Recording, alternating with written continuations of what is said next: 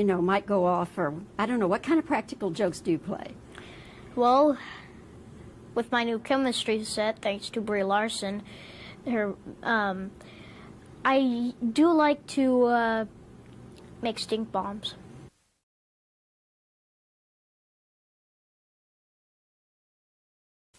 Living in America. There's nothing wrong. No, I'm not. Yeah, I don't love. I don't love. Alone from night to night, you find me. Concerned about that? No, Dankeschön. I'm concerned because there's nothing wrong. And what are you going to say to your fans when they ask you some... I'm going to say I feel good. Papa's got a brand new bag. It's a man's world. What you're going to be doing on this tour? Jam. Source, there you are. And we'll be doing a lot of good things, and hopefully we'll get Brother Ted Turner on the cover. Ted, where you at? Hasta luego. Kia ora, welcome to the Tim Show. I'm Tim Witter Morrison. Now each week I invite a couple of buddies over to have a bit of a kōrero, we have a bit of a sing-song, and I show them some of my postcards from Hollywood. Ooh, and they're looking pretty flash too. I visit the whānau in New Zealand and around the globe, and I even score some A-listers. Now, this week we've got a Tim Show special, episode 3, involvement of the Kiwis. I'm talking Star Wars. We find out how they make us clones. And I catch up with Rena Owen and talk to the producer, Rick McCullum, and talk to the big guy, George Lucas. So, lightsabers on!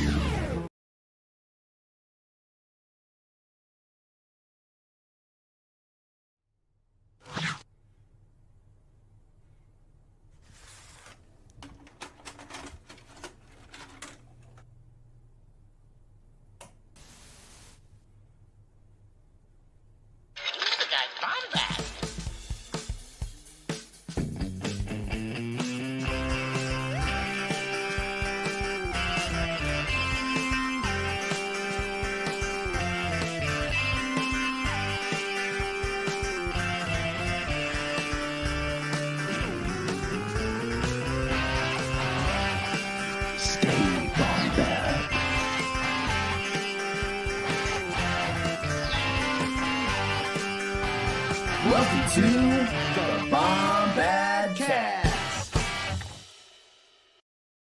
Bombad fam. Day Wanawanga. Hey, we're here. Day Wanawanga. No bullshit. We're ready to talk about this fucking movie. I'm so It's been a long time coming.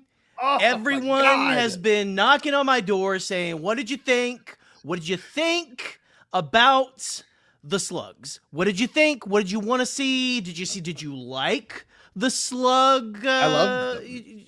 Did you like the, the little, when they were, with each other and stuff? Did you like the yeah. There's the hut orgy. Oh yeah. It was Bombad. My And favorite look, thing. we're starting off strong, but I want to see how far we've come just for the sake of it. I put a new poster up behind me. Look at the new poster. We started up over here. Wow, look at that. It's kind of cool to look at it down here and look at the legacy this show has built. And obviously, this is the only part of Star Wars that has been around since Jerry and I have both been working and doing stuff in terms of our own content. And I don't know. I'm thrilled to finally be able to talk about this movie. It's the one thing that I think both of us were championing going into it, endlessly, not even amongst our peers, because our peers have very similar mindsets, but amongst people that had doubts. And not the case. Certainly not the case. No. I'm thrilled with it. And to kick this whole thing off, obviously we're going to go on some circles here because we're just excited. But when I was sitting in that theater, I saw it twice, and we'll talk about our viewing experience in a second. I saw the first one with Eric, Kat, and our friend Wes, and we saw just the four of us. Oh, and Wes brought one of his coworkers, 5 of us. We saw it. It was amazing. Left the theater, and all I kept thinking was, God, 21 years ago on this day, I was seeing Revenge of the Sith in theaters, leaving 3rd grade, and I kicked off my summer with this movie. And then the next night, that Friday night, I saw it with my mom, my stepdad, my cousin Troy, his wife, his son Aiden, who's now 9. There's kind of a cool duality there, right? Right. And I saw it with my coworker Sean, a high school friend of mine, Bryce, Larissa, my girlfriend, came with me, and then my uncle on the other side of the family came. It was like 13 people. And when we left the theater, my mom looked at me and goes, I really wish you were 9 years old again, because you would have been obsessed with this movie. Like I was Revenge of the Sith. Yeah. But this is so much more catered to this next generation. And mark our words, when Bombad has our 25th anniversary, what year would that be? What would be 2019 plus 25? Let's see. Would that be good Lord. 2044 or something? 2044. Let me see. Hold on. Let me do the math. I can't do this math as quickly. I'll be there. I'll be here. Yeah. Let's see. Yeah, 2044. Here we are, 2024. The kids that watch this will now be kind of where we're at now and be like, man, that shit was sick. Yeah. And they'll be vetting this movie, and we'll be the old bitches in the back, like, yes. They'll be like, oh man, can you believe that Meber Gascon was the emotional heart of that new film? Dude, I'm telling you. We are at a really cool spot, and all I have been picturing every time I've watched it, I've seen it 3 times in theaters now, is that little version of me who wouldn't have cared if there were lightsabers or not, but would have loved the Hut stuff, would have loved the Dejarik board. I mean, it would have been... Who doesn't love that Hut would have stuff? Been it. Oh, my God. And look, here I am. The 30-year-old me is like, my girlfriend's like, what do you want for your birthday this year? And I was like, give me the vinyl. Buy me the vinyl soundtrack. I was going to say, give me Huts. Well, I did tell her, if there's a ROTTA figure, I'm sorry, but you're going to have to it'll probably be $80. Like, we have to have that. Drop that. Drop that. But drop it like it's hot. Anyway, I rambled. I want to hear. No. Your thoughts on that topic. I want to just go ahead and highlight this from Alden. Andor did not feature any slug on slug. That's right. There were no. The one thing that Andor, I've always said it. You can attest to this. Yeah. The one thing that Andor was missing was hot bodies slapping against each other. You know, that's all it was missing. Dog. Love that. It was amazing. But yeah, no, I don't know. I want to highlight some of these comments here. Like, Woodsy would have liked it better if Din put Mando, or if ROTTA put Mando in the Slave Leia outfit. No fuzzball and Andor. Nope. But I haven't been for this film. I was excited for Star Wars to come back. But I wasn't like as, I think, fever pitch as I was for like the sequel trilogy, you know? There was like a anxiety of the sequel. There was like I was kind of pacing leaving to go see The Rise of Skywalker. You know what I mean? With that, you couldn't, there was a lot riding behind it. It's the saga films and things like that, which is whatever. But the day and the couple of days right before I was going to go see this, I was kind of like, I was floating on air a little bit. I was like, dude. I had a little pep in my step. I had people at work be like, "Why? Like, did you get some? Like, what's happening?" And I'm like, "No, baby, I'm gonna go see a man. I'm gonna go see a man about a buff hut." But yeah, no. So first of all, just all the theater experiences I've had so far have been just great. It's been perfect. It's been the audiences have been really reactive, things like that. And I've seen it now. I think I'm up to 3 times. I'm at 3 as well. So I'm looking forward to my 4th, which is we all have our ways of seeing it. Sometimes in the middle of the day, sometimes on a whim. But The Rise of Skywalker I saw, I think, 5 times. I'm looking to beat that, but I don't think The Force Awakens I saw 10. I don't think I'll beat The Force Awakens, but this movie is going to be one of those ones. I don't think will be buried in the future. I hope is still celebrated even 20 years from now. But to hear and see that in IMAX might be one of the most incredible feats of like a theater experience I've ever had. Like some things are worth it seeing in theaters, obviously, but I'm going to be sad when I put this on my Disney Plus and it doesn't sound or feel as huge. It'll still be great. The story will still be there. The energy will still be there, but I'm speaking merely in terms of it, like just impacting your chest the way it does. And like, when they went to Shikari, I was like, oh my God, this is a whole attitude I've never felt in Star Wars before. Just the boom, boom, boom, boom, boom, boom, and then the drums. Yeah, no, exactly. Oh my God. I'm sitting there like maybe on Disney Plus, but like hearing it in like a cinema is a completely different, like Star Wars is, I don't care what anybody says. All Star Wars is made for the cinema. It's made for a theater. It's made to watch in a theater. It is always going to be better. And I guess you could say that with anything. But you're talking about your IMAX experience. So I'm coming up on my 4th as well. I just bought the 3D IMAX tickets for me and Ellie for this Saturday. She hasn't seen it yet. She hasn't seen it yet. This is her first IMAX experience. And she doesn't quite, like, I'm trying to hype it up, but she's like, God.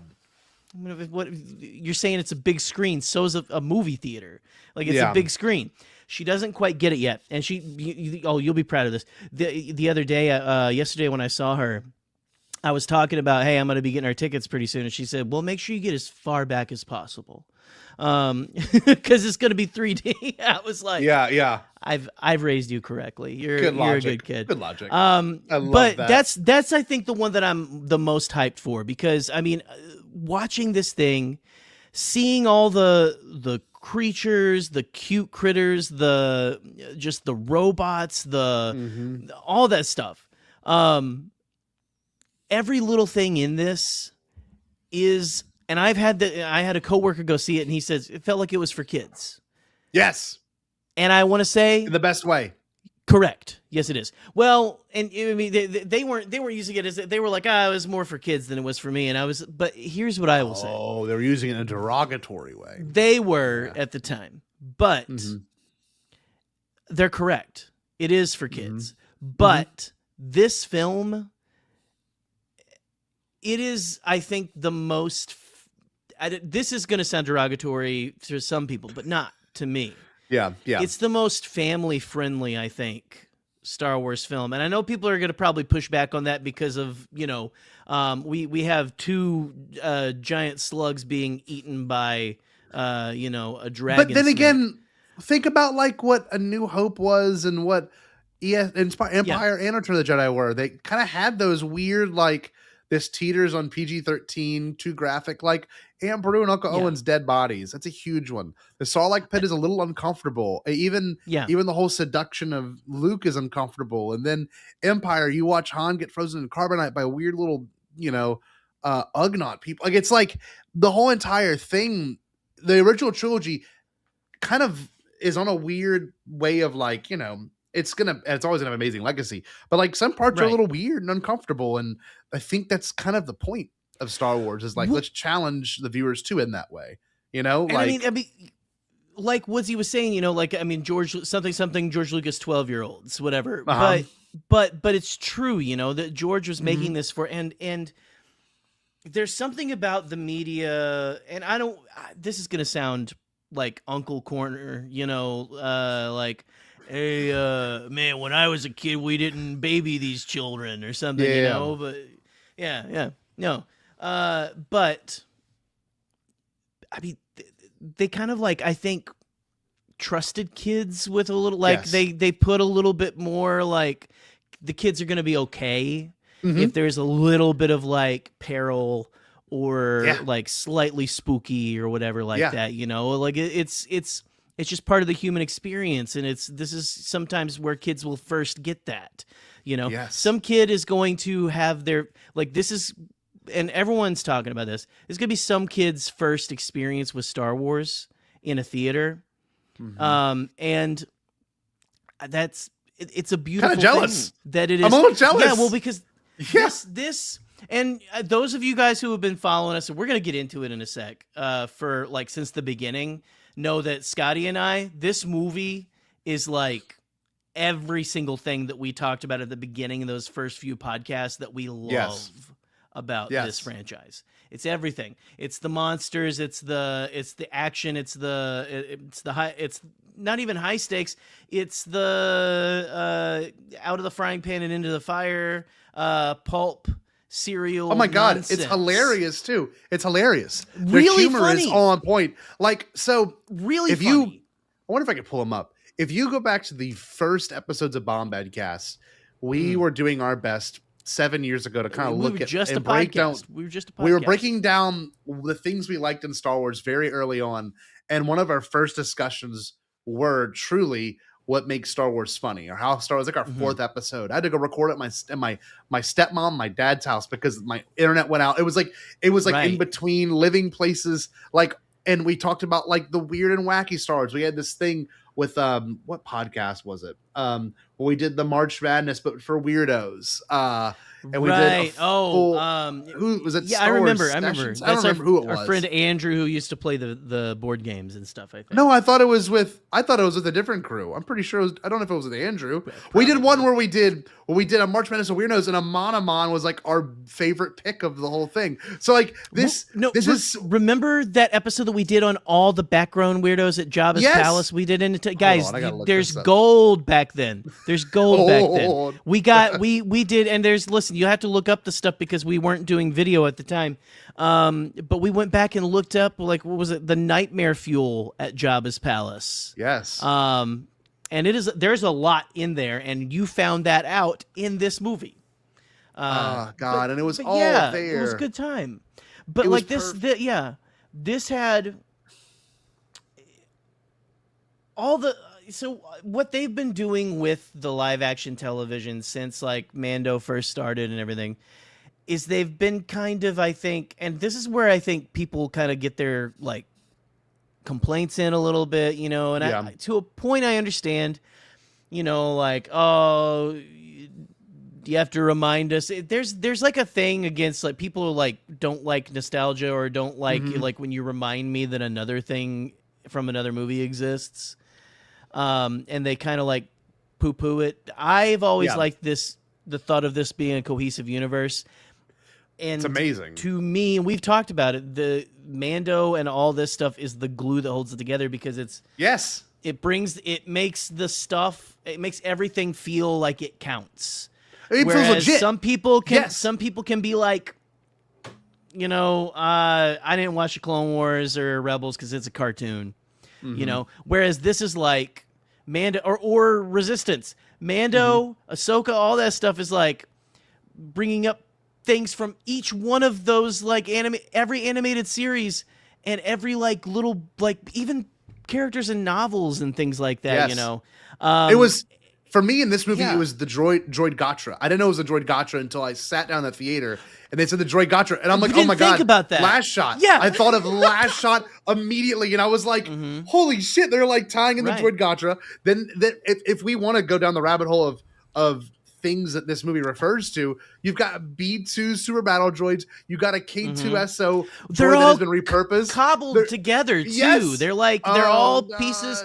It reminded me of, you know, like L3.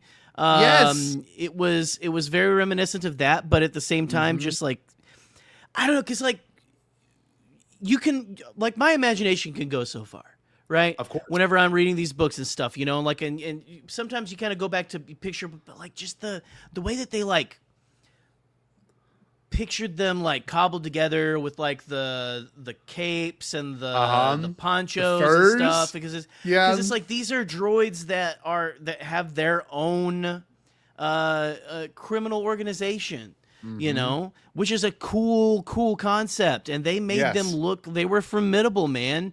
And then they had those two giant ones, the two giant, that's a whole that will be an hour of tonight, because if you look at the thumbnail, just for those that are watching live, we've got a few things in the thumbnail that truly, I don't think I felt more like enthralled by a Star Wars when all these characters are on screen.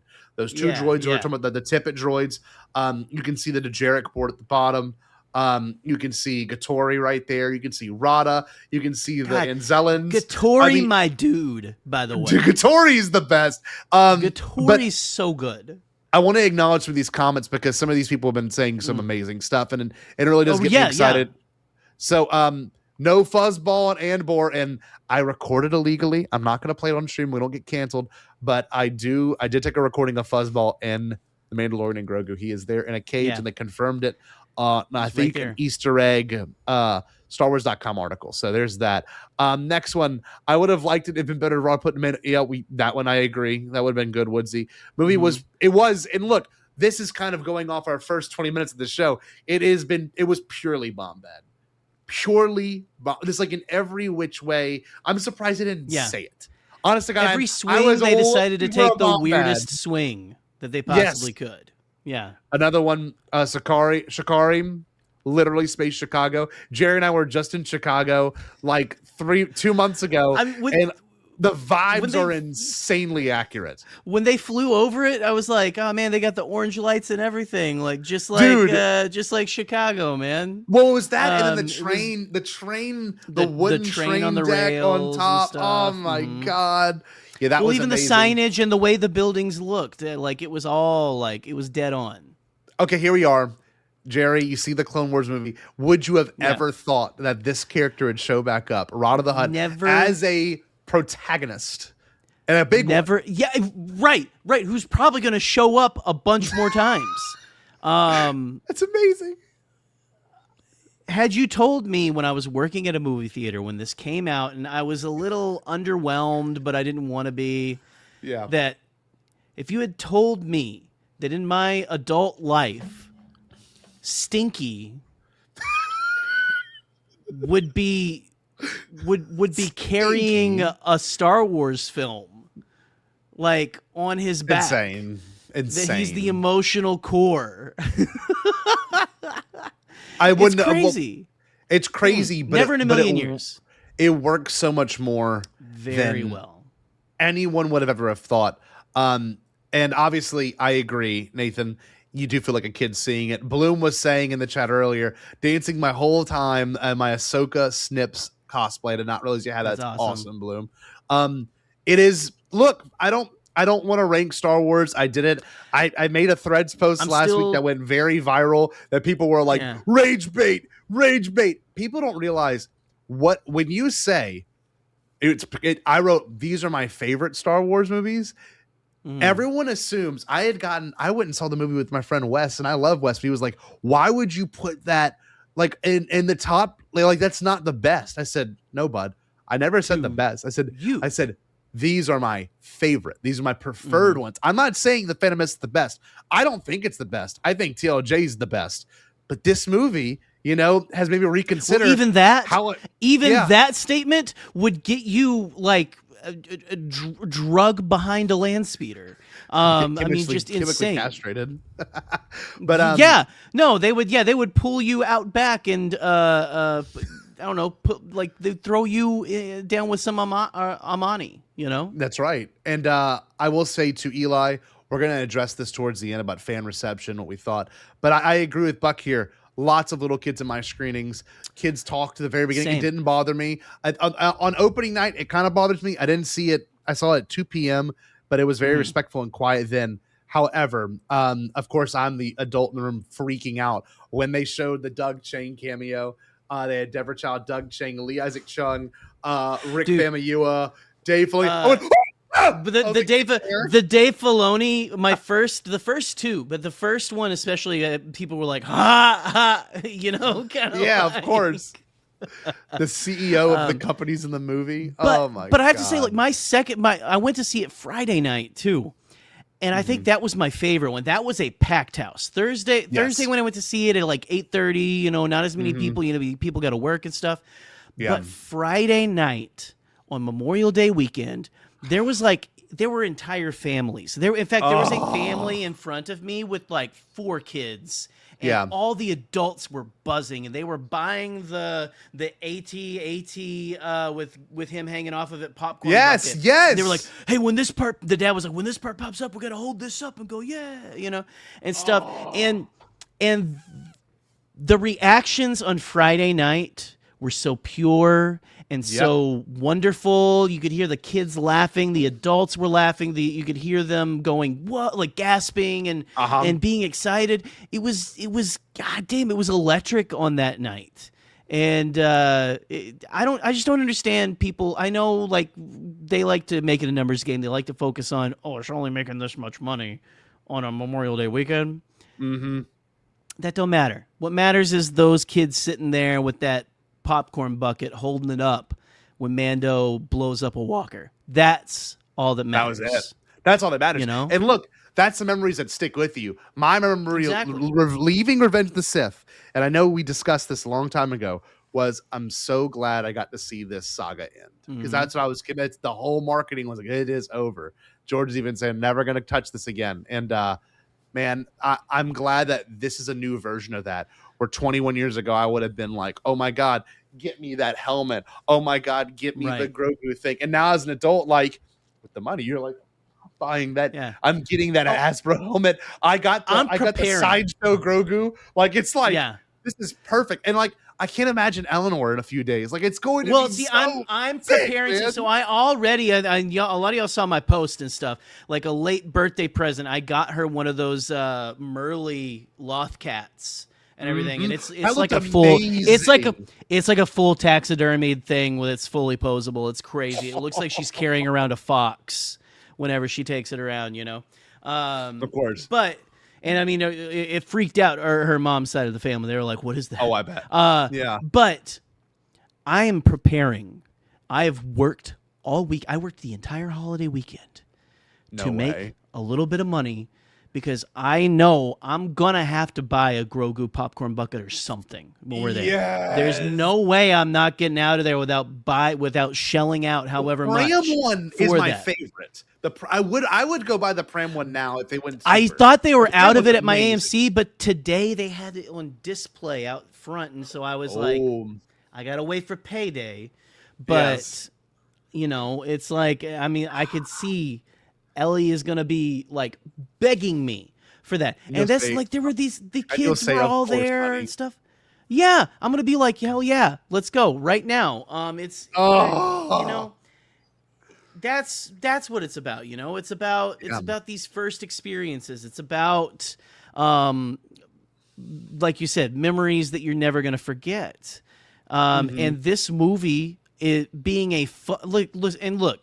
I know that we've said shit about Andor and everything like that, and Andor is very important, very good, but Andor is not going to capture the spirit of new young fans. That's for us that are older and grown up and are depressed about the state of the world. Exactly, and know what our real world is like. I agree. Right. It's a parallel, and it's important, and it needed to be made, I think. And I still think it's one of the best achievements.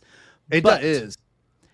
But this is what is going to keep it. This is the grease that's going to keep the wheels going for years to come, with new fans, new blood, new people coming in and like having a good time, taking their fam.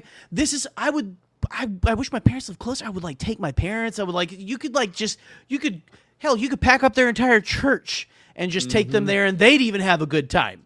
Of course. It's insane. It's these universal themes of what it means to be a father. It's the universal themes of like having to look out for yourself no matter what situation you're in. The universal theme of, falling on hard times, and someone like ROTTA thinking that's the only way out of it. There's just so many things to digest and analyze. And, I'm thankful for people that we know that had the privilege to review it, and I've listened to their commentary. Alden Diaz, Octa Radio, I got to give a huge shout out here. Put out an episode today for the first time in 2 years. 2 years into the podcast feed. And it was awesome. It was not a review. And I'll tell you what it is. It was an analysis of what that movie means and how it should impact us, and Okay. in ways that will impact us. But also friends like Force Center. I was saving it. I was saving it till after we did this tonight. Yes. And Oh, it's gonna be great. I'll have to get it in my ears at work tomorrow. I know you don't listen to Star Wars podcast as much as you used to, but you've got to listen to the Force Center. I've already listened. That's the only one I've listened to. Wasn't it so good? Because I couldn't help it. Oh, but with Alden, I want to save his and savor it. I want to wait. I wanted to wait and get my own thoughts out, before I take any pontifications from the great the great tapestry man. I'm just saying that the commentary of this movie from people in our getting smaller circle have been nothing but positive. With some people I know not necessarily seeing eye to eye. I know I struggle with a few people out there who've reviewed it, close friends of mine, and I'm nothing against them, but I watched that movie and I knew exactly where it was going to go, and I think we all did, and maybe that is quote unquote safe. But the way the movie was executed, and Alden said it, and Kid and Joseph said it, and I'm saying it right here because I also talked about this with Alden the second the movie was over. This movie is not a safe movie. This movie heavily features a masked man who gets his mask taken off for about 15% of the movie, then it gets put back on with his goblin puppet child son, and then with Jabba the Hutt's CGI slug son, and then a purple monster man from Star Wars Rebels, which is a television animated television show. Yeah. And it's just, this is such a huge and risk-taking movie that I think people often get, story maybe mixed with the confusion that is, receiving the story. Whereas it's a very simple story. It's a very real story. It's very universal. But it also doesn't tell you what the story is. You really kind of have to take and pick out what you enjoy in the thing and analyze it. If you take it for face value, I've been seeing the commentary on Facebook, which is the worst place to look. Everyone says it has no plot. Oh, you never want to look there. But my guy, the whole fucking movie is about plot, like the plot to get this person and get them into who cares? freedom. A lot of you guys love Seinfeld. It's fine,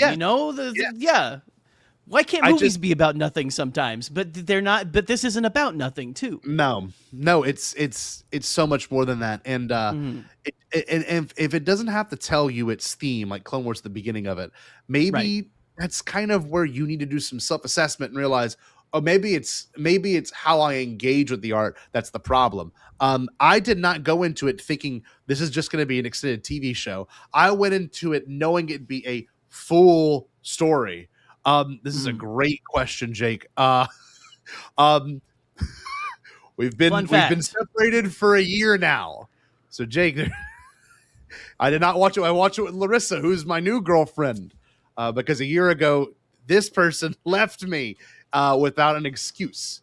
So Jake, you gotta might need to tune in. A lot, Jake. No. Jake, it's obviously been more than a year, because a year ago I'd be I'll be like, what's going on, guys? Welcome to the Bombadcast. Like, welcome back, Jake. No, I'm waiting for someone from my past to pop in and be like, "Did you go see it with Allison?" No, man. No, dog. To get back into the intention of it all and how it made us ex-wives or legends. This shit is canon right here, man. Right. This shit is That's for It's listen, and it's not that they're not important. It's just that you can choose your own adventure now. They're a different part of the story. It's like the legends of the universe that we currently live in. God, Maddie here. This is actually so poignant. A Star Wars movie comes out, and suddenly everyone speaks LinkedIn. It's just, it's how else are they going to get hired? Exactly. So that's the other big thing is, I know Alden addressed it. We've addressed it all last 2 weeks when we ate our influencer, when we had our influencer hangout, and I'm sorry, we didn't have that when we were just eating Burger King. We were just eating Burger King on a live stream together while people were at the premiere. I influenced my plumbing after that, if you know what I mean. So. Yes, I did too. In more ways than one. But the reason why I was saying that is strictly comes out of the fact that, like, when those people left the theater and I kept hearing the same trigger words for me about this movie, I was like, there's no way it's going to be this. So watching it, I kept being surprised by the audacity of a lot of it. And I don't know. We can obviously start picking apart the story. We've been talking so much about our response and our viewing experiences that the story itself is so dense. I mean, it's so dense. It's like you were saying, it's not safe. And this is the safe thing I saw get thrown around and stuff. This is Jim Henson on acid. That is what this is, 1,000%. And so let's get into it here. Also, I will discuss this. We will have to discuss this when we get to it about the Amanis, but I've got these saved from Alden. Okay, because I had this exact thought. Favreau's anti-Amani racism must be discussed, because I was a little in the theater going, hold on. He is killing those. Are they people or are they alligators? Like, what are they?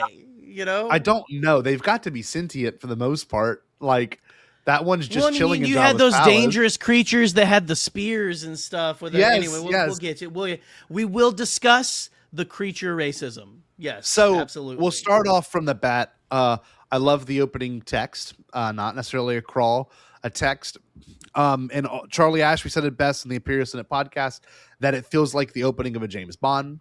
You're just in the action. You know, it sets up who the villains are in this first little arc, and then it plays all the way through with him destroying the AT-ATs, him having the John Wick moment of, like, every time, like, the sound would show up, he would flash into the frame. And I mean, that opening is an instant classic for Star Wars. Probably the strongest starting Star Wars ever. Like, just from the get-go, that and Solo start off so strong. Rogue One is the most boring opening. You know, it's the most intriguing, but it's just so. But no, I'm thinking in terms of every Star Wars movie. If you play it in context, like Phantom Menace kind of starts slow, then it kicks into high gear. A New Hope starts off super strong, but like this one, I mean, Revenge of the Sith might be the second or the best version of. I was gonna say that one jumps right into the action for sure. Yes, but no, you're not wrong. Everything starts off slow except for this one drops the cinder block on the gas pedal immediately. Yes, and just doesn't take it off at all. Honestly, it does. At first, I was like, this is going really fast. I don't know if you had a little bit of that, because like we had that whole adventure on the ice planet. He goes back, he talks to, Colonel Ward, and then gets his new ship, and then he's like, all right, I'm off and stuff. I thought that was awesome. Not a bad thing. But it's not a bad thing. I was just sitting in the theater, I was like, wow, we're just like off to the races. It's not like Tross, where Tross, you're like, I was like, Tross, oh my God. Tross had pacing issues, I think, personally. Just at the beginning. The first half felt a little choppy to me.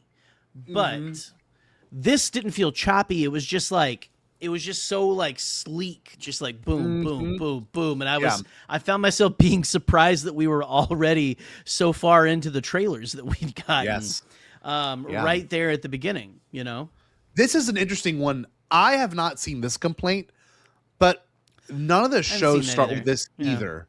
So none of the shows that not a single show has started off with this text still.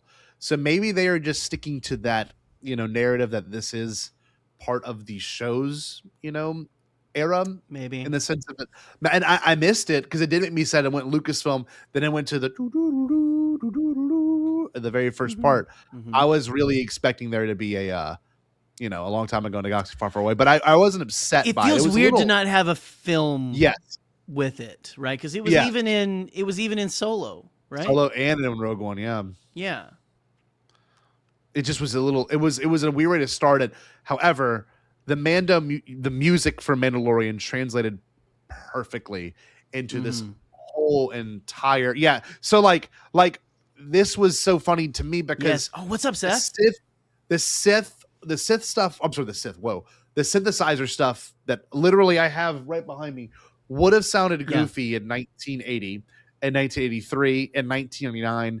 But in terms of its where it was shot, what the mood it was setting was, like, it even had the is it opus number 4, the classic like wait, the waiting call music, do do do do do do do do do. Yeah. It had those. Yeah. It had the drums reverbed and delayed. The 808 drums reverb. Hold on, let me find it.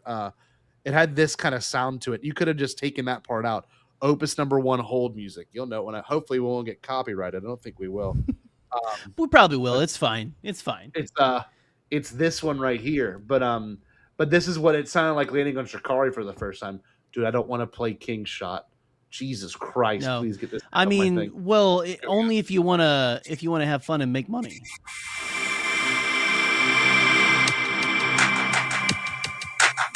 Yeah. The Okay. drum's gonna have like a reverbed out part just like this. What's going on, Conrathian? Ooh, Conrathian 2789. Anyway, well, this is the part you would know, Jerry. I mean, yeah.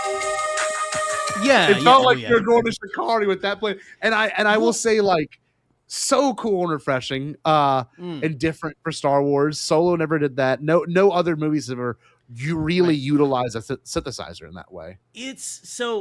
That's like a new thing with the shows, right? Like that has been like an advent for the show. That's been something that came with Star Wars live action television. And I mean, they did a little bit on the Clone Wars every now and then, but because do you remember being nervous about what the music was going to be like from The Mandalorian? Oh, of course. Do you remember do you remember back in the day when, because I've had all these preconceived notions for Star Wars that I've let go over the last 10 years or so. But I mean, I remember back in the day before the sequels were coming out where I was like, Star Wars will never have flashbacks. That's not how they tell stories. They don't do flashbacks. I had this list of things that Star Wars doesn't do. Yeah. And this kind of music was part of it. It was like, no, it's classical feeling only. Yeah. We're not going to venture out into anything. And here with The Mandalorian, slowly but surely, it has peeled back those expectations of mine from the jump with the first season, right? Yeah. I mean, the whole prison ship episode was very... the best. Like, it had a ton of beats in it. And we find 808. ourselves here just after all that. And this is, I think, Ludwig's best Star Wars score. Oh, it's amazing. It's perfect. Anything he's ever done for Star Wars. It builds on the show, obviously. Even the part where you meet Luke at the end of season 2, and it does like the Force theme meets da na na na na na na na, like all that shit. It was amazing seeing how he would grow and make the textures of the show. And I know it's been two different I guess two different arrangers or two different creators of the music in season 3 and in Book of Boba Fett season 1. But this, to me, it felt so real and textured, and like ROTTA's thing being like a marching band, go no. Oh, dude. Okay. No. So, oh God. ROTTA's theme came on today when I was at the gas station, and I about lost my shit. You had your headphones in? You're just no, I was like, as I was pulling in to get, like, I was waiting in line to get the cheap Sam's Club gas. Yes, you know, because we're let's ignore that. The president's an idiot. But just like there's, I don't know what it is about that. It's just, there's so much like just power. Like you're saying, the marching band. It feels like you're at like an Ole Miss game or something like that. It's just it gets you pumped up. It gets you ready to go. I mean, Alden, the night after we all saw it and stuff, Alden was ready to run through a brick wall and everything. He said the It song was of the insane. summer, and man, I'm not gonna lie, I've listened to that one track so many times, and the following tracks too that build on it, because some do the din noise with that, and it's just such a multi-layered track. And the other thing is too, with ROTTA being who he is, like, it was a fantastic introduction to what his score would sound like. You know, Yeah. this guy that thinks he's on top of it all, might even be like, in terms of age, might even be like in his early 20s, late teens. You know what I mean? Just like, it's kind of Right. interesting. I was wondering about that because, like, if Grogu like age, like if Hutt's age slow, kind of like Grogu, like because they grow up a little. Is he like a teen or something? I'm looking it up by now. Jabba the Hutt was born. He was 604 years old. So if when was ROTTA born? ROTTA was born. Age. ROTTA Had he already been a baby for 50 years? Between 24 and 22 BBY. Then the Mandalorian and Grogu. I gotta look this up. Hold on. Yeah, see, we're doing the math, guys. We're doing the math. Grogu takes place Scotty's doing BBY. Around 9 ABY. So if ROTTA would be like 41 years old. Yeah. Okay. He would be like, but so by the way that they go, he would be like probably just probably an adult. 20s. Just yeah, an like adult. 21 maybe. I would even venture to say like 17, 18, like, or like 19, like in that, like just like 18 years old. You're just now on the cusp of adulthood is what it feels like to me. And it works. And his energy very much works. And his like kind of force wisdom works. Like if people aren't watching it contextually, he repeats himself because he wants to prove a point. And when you're that age, that's all you want to do to prove your points. You might not make any more, I guess, deeper arguments. You'll just be like, my dad's not a good guy. I don't want to be like my dad, you know? Yeah. And then the second the knife went to his throat, at Din's, you know, with skill level, by the way, where no one's really talking. Oh, I know Alden and I talk about this in private, but like Din bested ROTTA the Hutt. Like that's canon. You know what I mean? Like that's like legit. He's bested. He hasn't bested an insane Ahsoka, sentence. but like Din is like truly so skilled at fighting. He bested ROTTA. He's bested Bo. Like I don't know. That's a whole different discussion. He should be in Jared's fighting game number one. But that's all lights only combat. That's all I can think about too. With that, like honestly, with the Imbo fight at the end tonight, today when I watched, I was thinking about that Star Wars fighting game because it feels like it feels like a Mortal Kombat stage. It really does. It really does. And like the fact that there's shit going on in the background, them wrestling, you know, ROTTA. I mean, the twins. I wish we had the twins' individual name. We never get their individual names. We don't know their names. Nah, now they're snake food. Man. But that's one thing I want to tie into now. Just for the sake of discussing it, watching the twins scenes. And I took a screenshot on my phone. I'll show it on camera right now. It truly felt like something out of a 1930s serial. The set design, the kind of eeriness, the choral music. The choral music is so cool. It's like it's got a it's got that Jabba the Hutt, like whenever Leia's coming down with in disguise. So cool. Right there in the score.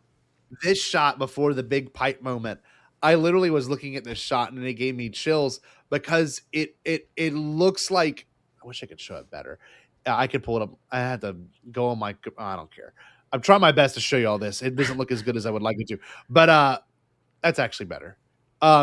This scene of the Anzellans and Grogu like climbing the vines felt like something right out of a serial. Like the set design of it, the way Nahada's like a big mushroom almost. I'm so exactly, big pipe, huh? I was so thrilled seeing that because it felt like, oh my God, you could cut this movie up into serialized storytelling, or you could do it because that's one thing Favreau kind of broke the mold on with this. It does not have a 3-act structure. I mean, I'm sure it does, but conventionally speaking, there's no like big moments of like, okay, we're in the 3rd act. You know what I mean? Besides Din maybe waking up.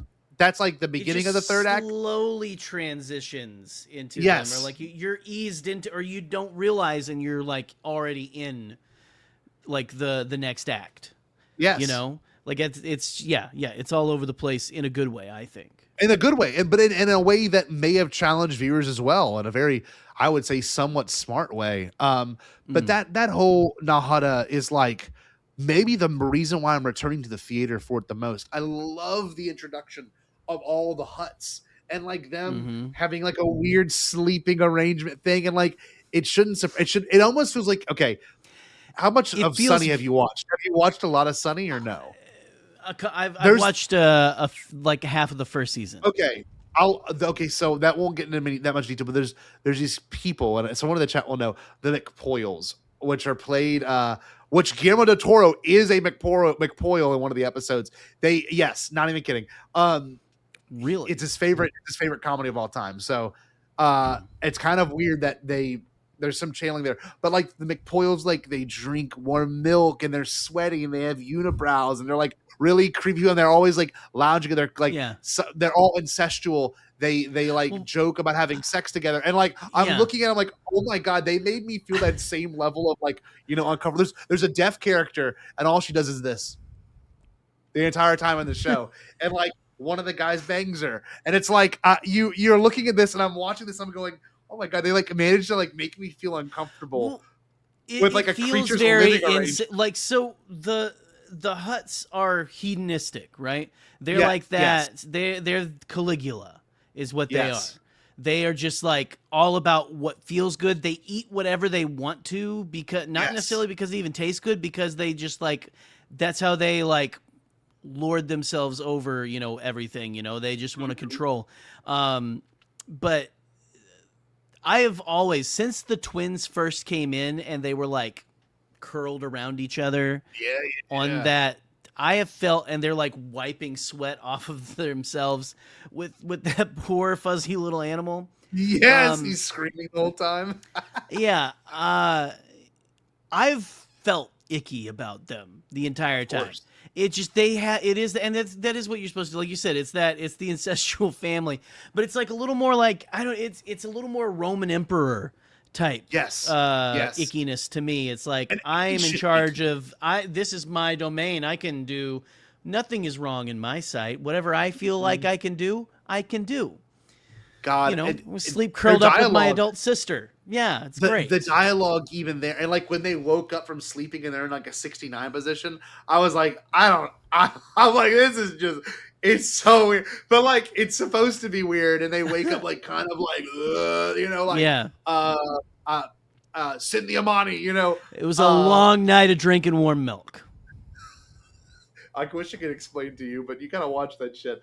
I know. There's this air though of like, you're right, Caligula, almost like 300, kind of like these like they don't care about that, and the droid Gatra just kind of being there, and they're droids, so it's kind of cool that you can see Din like mess them up, and there's no like, oh, that's a person, you know what I mean? Or the Amani are scary enough to be like, okay, these are like foot soldiers, so like you're not sad when you watch them die. They got razor sharp teeth. They're shaped like a used banana peel with green backs. Like all those things you're watching, you're like, man, I'm watching this and having it play out, and like, the bugs on Din's chest, I'm like, now ROTTA is like, this is hell, but like it is space Louisiana. Like it really, Gattori. It is literally Gator. I think character's name is Gator, and like it's just. I felt like I was at a fishing camp. I felt like I was at on my. You haven't gone to the river, but next time you're never going to go to the river. You'll see some river rats and like true river people. Like it's like that. They're just like in Arkansas, we once wandered into a area that was way down a dirt road, kind of by a creek, and it felt uncomfortable. It was like we just drove down because we were like just driving around, and we ran into some gay Tories that probably were all cooking meth. Like their houses were all made of plywood. Yes. And I don't think they weren't like, they were just living off grid, and we drove through and everyone was like, yes, that's what I imagine it was like, that it's like. So I just know that Joseph and Ken pointed out, and I want to reiterate, this is not my original idea, but it does speak to like the symbiosis and midichlorians of all Star Wars and stuff like that. But like the whole, there's always a bigger fish, and like the whole epitome of ROTTA was that same exact idea of there's always a bigger fish. And like I really feel that way because what tries to eat Din, the bugs. Grogu eats the bug. Grogu then gets attempted to be eaten by the frog, but which Katori saves him. Then Katori protects Grogu from Imbo's dog, Kaibo. And then you see Grogu eat the fish that Katori caught. And then the snake eats the huts. And then it's just like there's so many. It's incredible. And like it's the first time or I've seen it like directly addressed. And this movie does have a Phantom Menace-y, kind of energy of like there's no real ABC story. It's all very straightforward. There's no like dual stories going on really. It's you just follow Din and Grogu. And the only thing you have to keep in mind is that the Anzellans leave at some point, then they come back with the New Republic. And I think people are also forgetting for the sake of the story and just talking about it. Like, it's not the Anzellans that necessarily get the New Republic to come. It's that Commander Coin confesses that they were in cahoots with the Hutts the entire time. And like, it was all a way to kill Din, take his Beskar armor, and kill ROTTA. Like, I don't know. People are like, it's not very cohesive. I'm like, well, I think you're thinking the Anzellans are in charge of bringing the rebels there. They just happened to go alert the rebels that they're captured, but the rebels were already showing up probably to extract Din or stop the Hutts from colluding with the I guess the Shadow Empire. Like it's I don't know. I love how Naruto raps essentially on the Death Star sequence again, but with no stakes. Like the only stakes are that Din it's emotional ROTTA stakes. Yes, it's emotional. But even then, you're sitting there like they're doing the trench run, and then they blow up. The metaphorical Death Star. I mean, this truly is probably the most similar to New Hope and TFA in that way, and the Phantom Menace with blowing up. Like this is where the antagonists are. We're going to blow them up. I don't know. I feel like people put their blinders on when they watch Star Wars movies or shows now, and they're like, "Wait a minute," like maybe maybe I wasn't following it. Maybe I'm too stuck on the lore, and this movie does a lot for lore. But I win it as a movie. I'm rambling. I'm sorry. What did you want to say? I mean, I love that. I mean, the entire ending sequence is fantastic. I love that Din pulls a 9/11 to get in there. And everything, reminded me of Guardians 1. Reminded me of Guardians 1. That's how the whole entire time I'm thinking, just Guardians 1, and it works. Right. Well, and speaking of, all the stuff being connected and everything, I love that they used that old ship from the Clone Wars episode where I didn't know that. Yeah, that's the same kind of ship that Savage gets the guy to take him to the trash planet where Maul is. Hold on, they called it a turtle ship on Fortnite. They called it a turtle tanker. Hold on, I'm pretty sure it's the same exact ship of that trash hauler.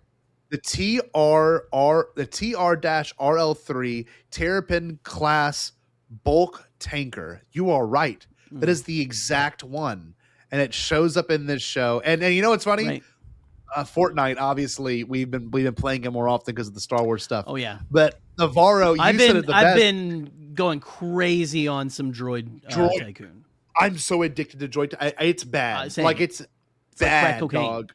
It really is so much fun.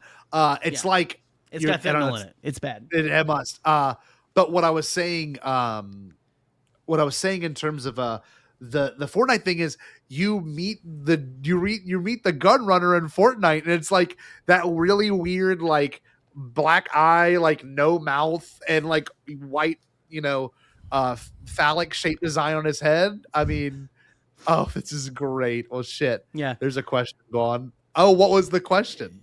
Yeah, I bet it was that ship was. I'm sorry, I know shit. I'm the canon junkie for a reason. Okay, that's true. I'm rusty, but I recognize things. Oh, look at all of us being on crack. Droid Tycoon Hive. We're I'm awake. Level 11, and I'm gonna be level 12 when I go log back in. I don't know what level I'm in.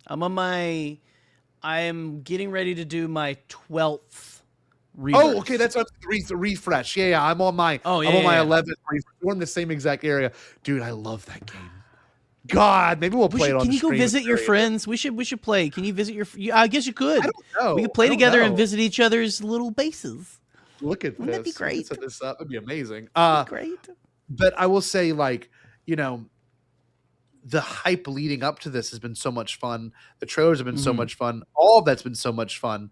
But good Lord, the way this movie was executed was in a way I just didn't expect in the best way possible. You know what I mean? I'm truly addicted to seeing this in theaters. Like, my girlfriend turns 25. My dad turns 60 this weekend. And trust me, I'm looking forward to, I'm DJing my dad's party. I'm looking forward to all those things. Oh, nice. But I'm looking forward to when there's a chance where she's like, oh, I got to work all day. I'm like, okay, I'm going to leave work a little bit early. I'm going to watch this movie again and just be able to bathe in it. And like,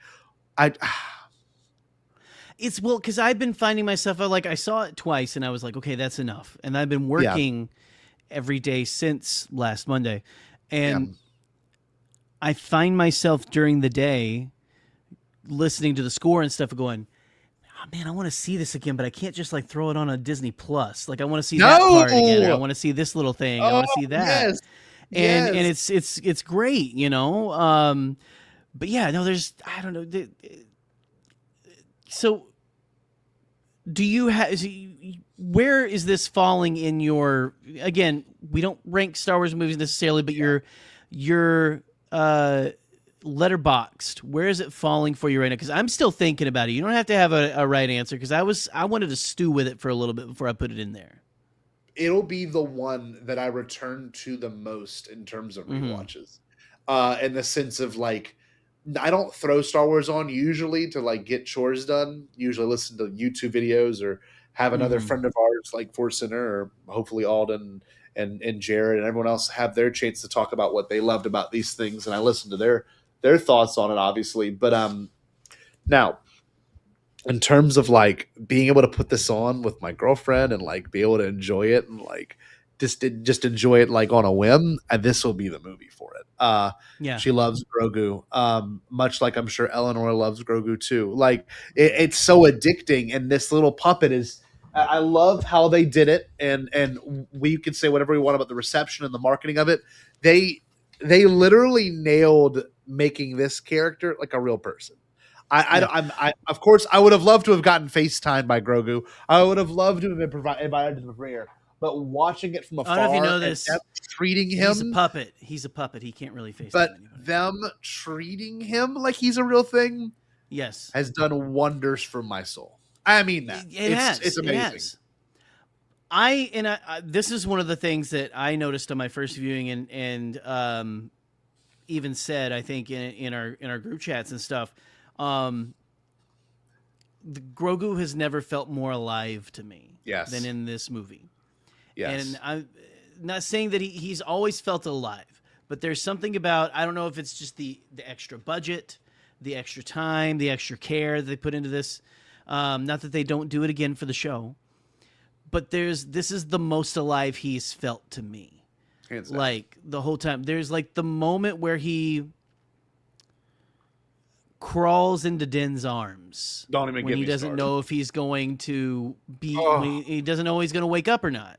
You know, I just pictured Obi. I just pictured my dog. Yeah, you know what I mean. It's one of those things. It's like your pet, your child, your like significant other, just like the little innocent people and animals in your life. You know, you just like that pureness, that stillness. They captured it. You know, it was the in a way that was really special.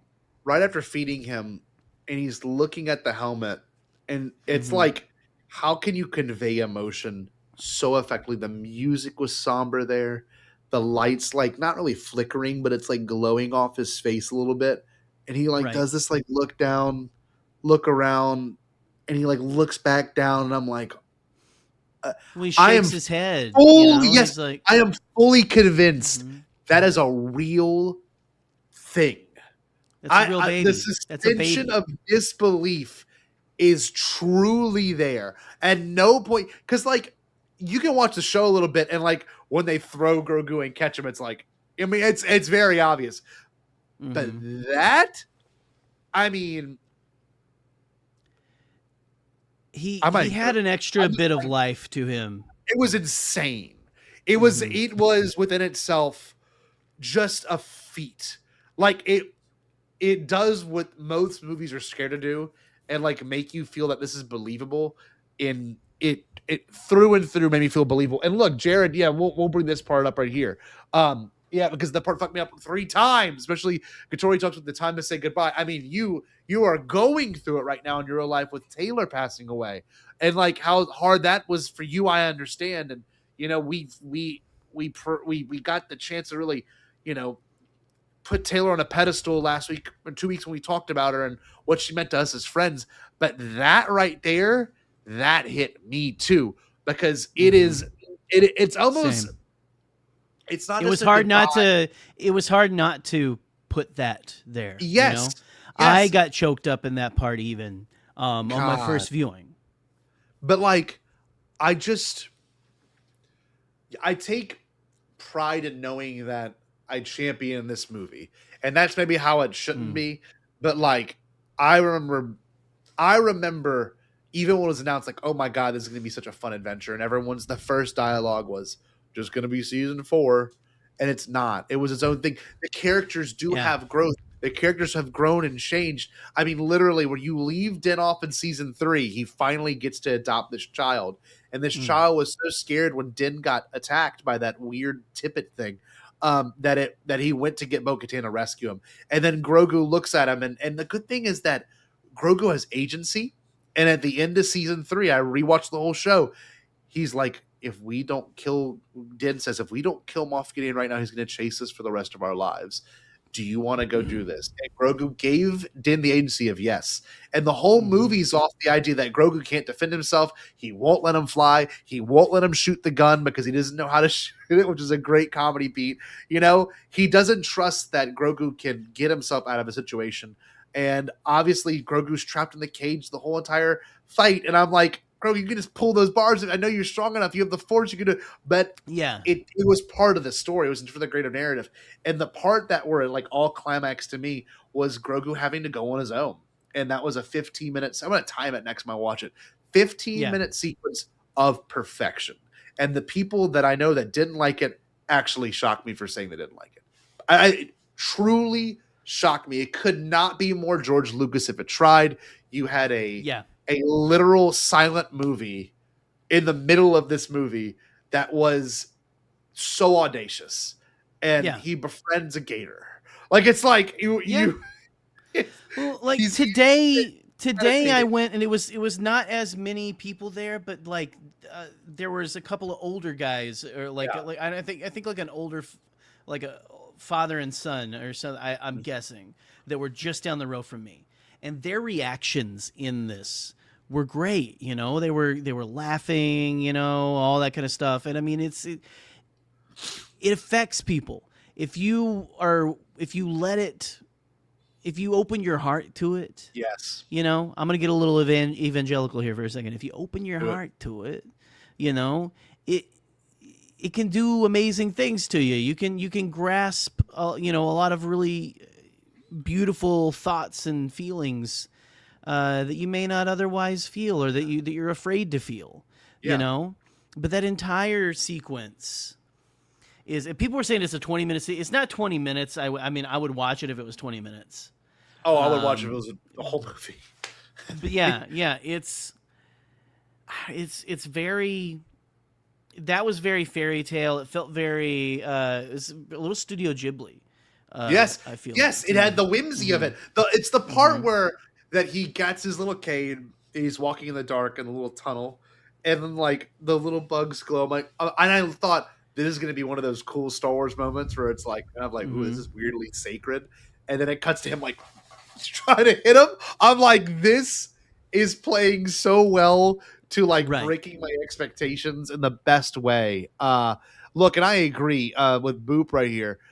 Turned to John after the movie and said, I genuinely have no idea what people are mad about. It is pure love and art. It is the perfect like combination of how art can make you feel in the most interesting ways. And it does. The bugs, it felt like fireflies. I love that.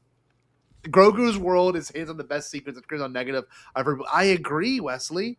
I'm the same thing. And the helmet box. Oh my god, the fun! I have never heard a theater like that in a long time.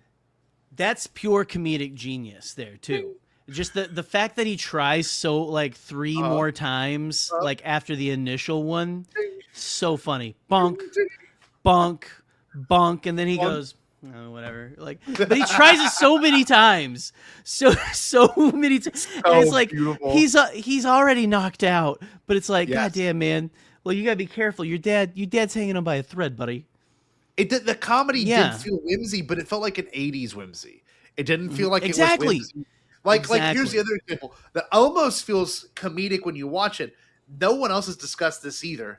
This is the first Star Wars movie with a title credit sequence. You see, that is a crazy not George move. One of those things, one of those layers peeling away my expectations of what I thought it would never have. Yes, and whatever, man, it worked. It was cool. It was also very. This movie is so ridiculous in the best way, and I say that as like with love. Whenever Martin Scorsese's name pops up in those credits of people who are starring in this, I just like sat in my seat and I was like, "There's no way this is real." Like I'm like gonna wake up and I'm gonna be like in a pod being used for my heat and electricity or something. Like we have been taken over. And we're just in the Matrix because this is just like, what is this? What is this? It's the whole like. I was sitting next to my great uncle, and he's like, "What?" I'm like, "You'll see. It's gonna make sense." Yeah, I'm like, Martin Scorsese, but it's like it was Pedro, then it was Brendan Wayne and Lateef Crowder, and I was like, "We've come full circle. Top billing. We've come full circle that they are now included because that is." Part of a collective character, you know? Yeah. They are 3 parts. It's Darth Vader all over again. It is literally Darth Vader all over again. Yes, it is. It's like, you know, except they knew they were getting dubbed over. Yes. I will say the other things that I was like, people are criticizing is like, it felt like no stakes because it was Din fighting CGI monsters. I'm like, yeah, man, I feel the same exact way about General Grievous. Excuse me. Some of them are stop motion, asshole. But you see what I'm saying? It's the sense of like, I feel no stakes because I'm like, well, I'm not gonna lie to you, General Grievous is not real. You don't like a guy in armor fighting monsters? I mean, come on, man. Maybe it's because I'm such a slut for 80s film and everything. That was my era. Like, you know, I grew up in the 90s, but like I grew up with E.T., with Star Wars, with Back to the Future, with Ghostbusters, with all that kind of like weird 80s stuff.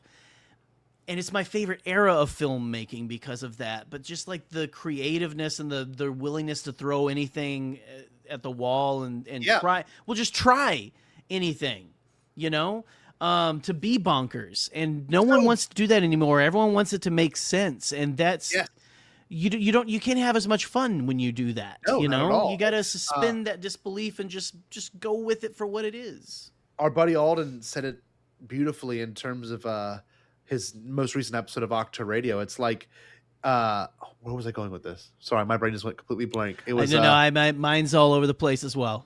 It's this movie is supply with that kind of ecstasy and excitement to be able to talk about it that I got lost for words. What was it? It'll come back to me. All I can say is that when I watched this movie on repeated viewings, I fell more in love with how it was executed. And the way in which it told the story was super unique and special. I mean, even the Jarek fight, like you got to see something play out that we have been promised.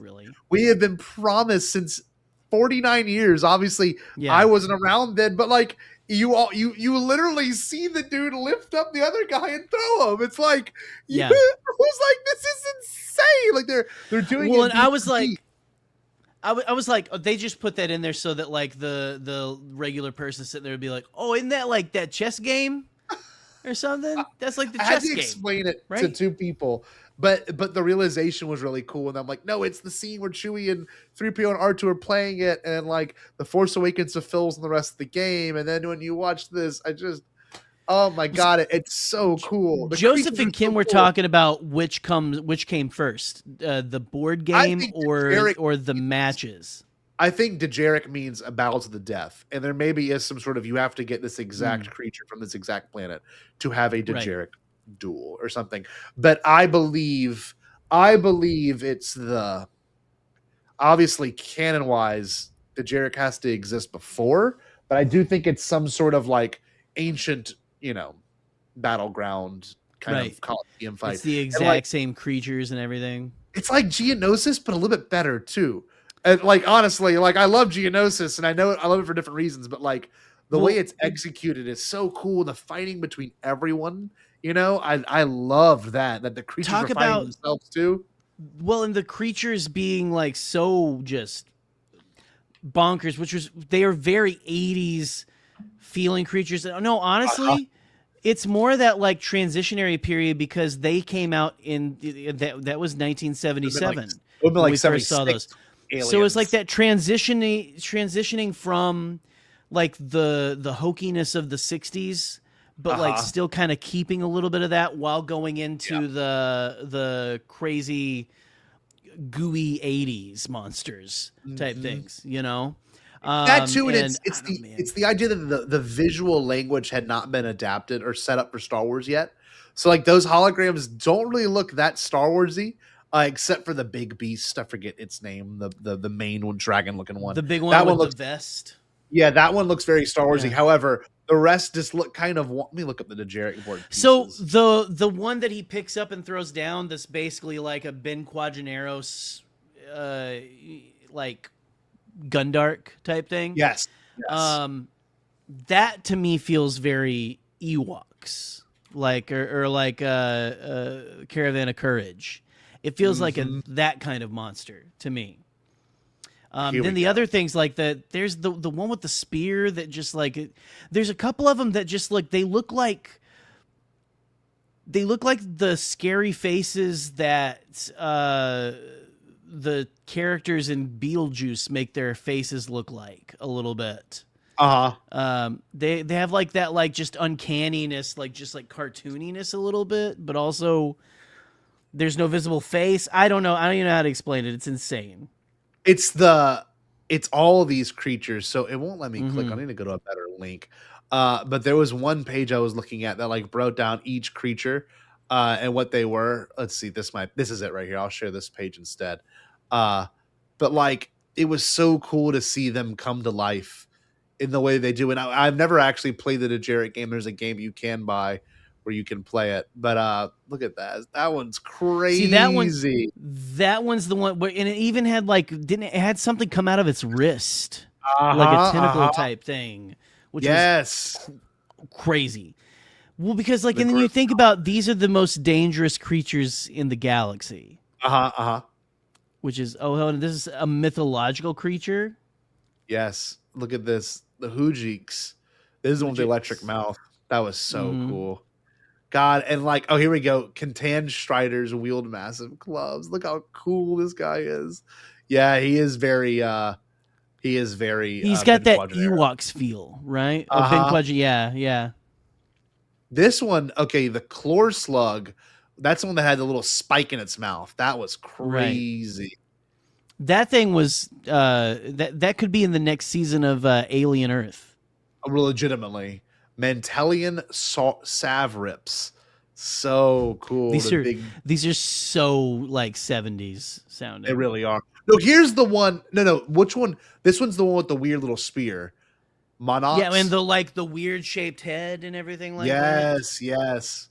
Oh my God. This is look at this Nagok right here. Nagok.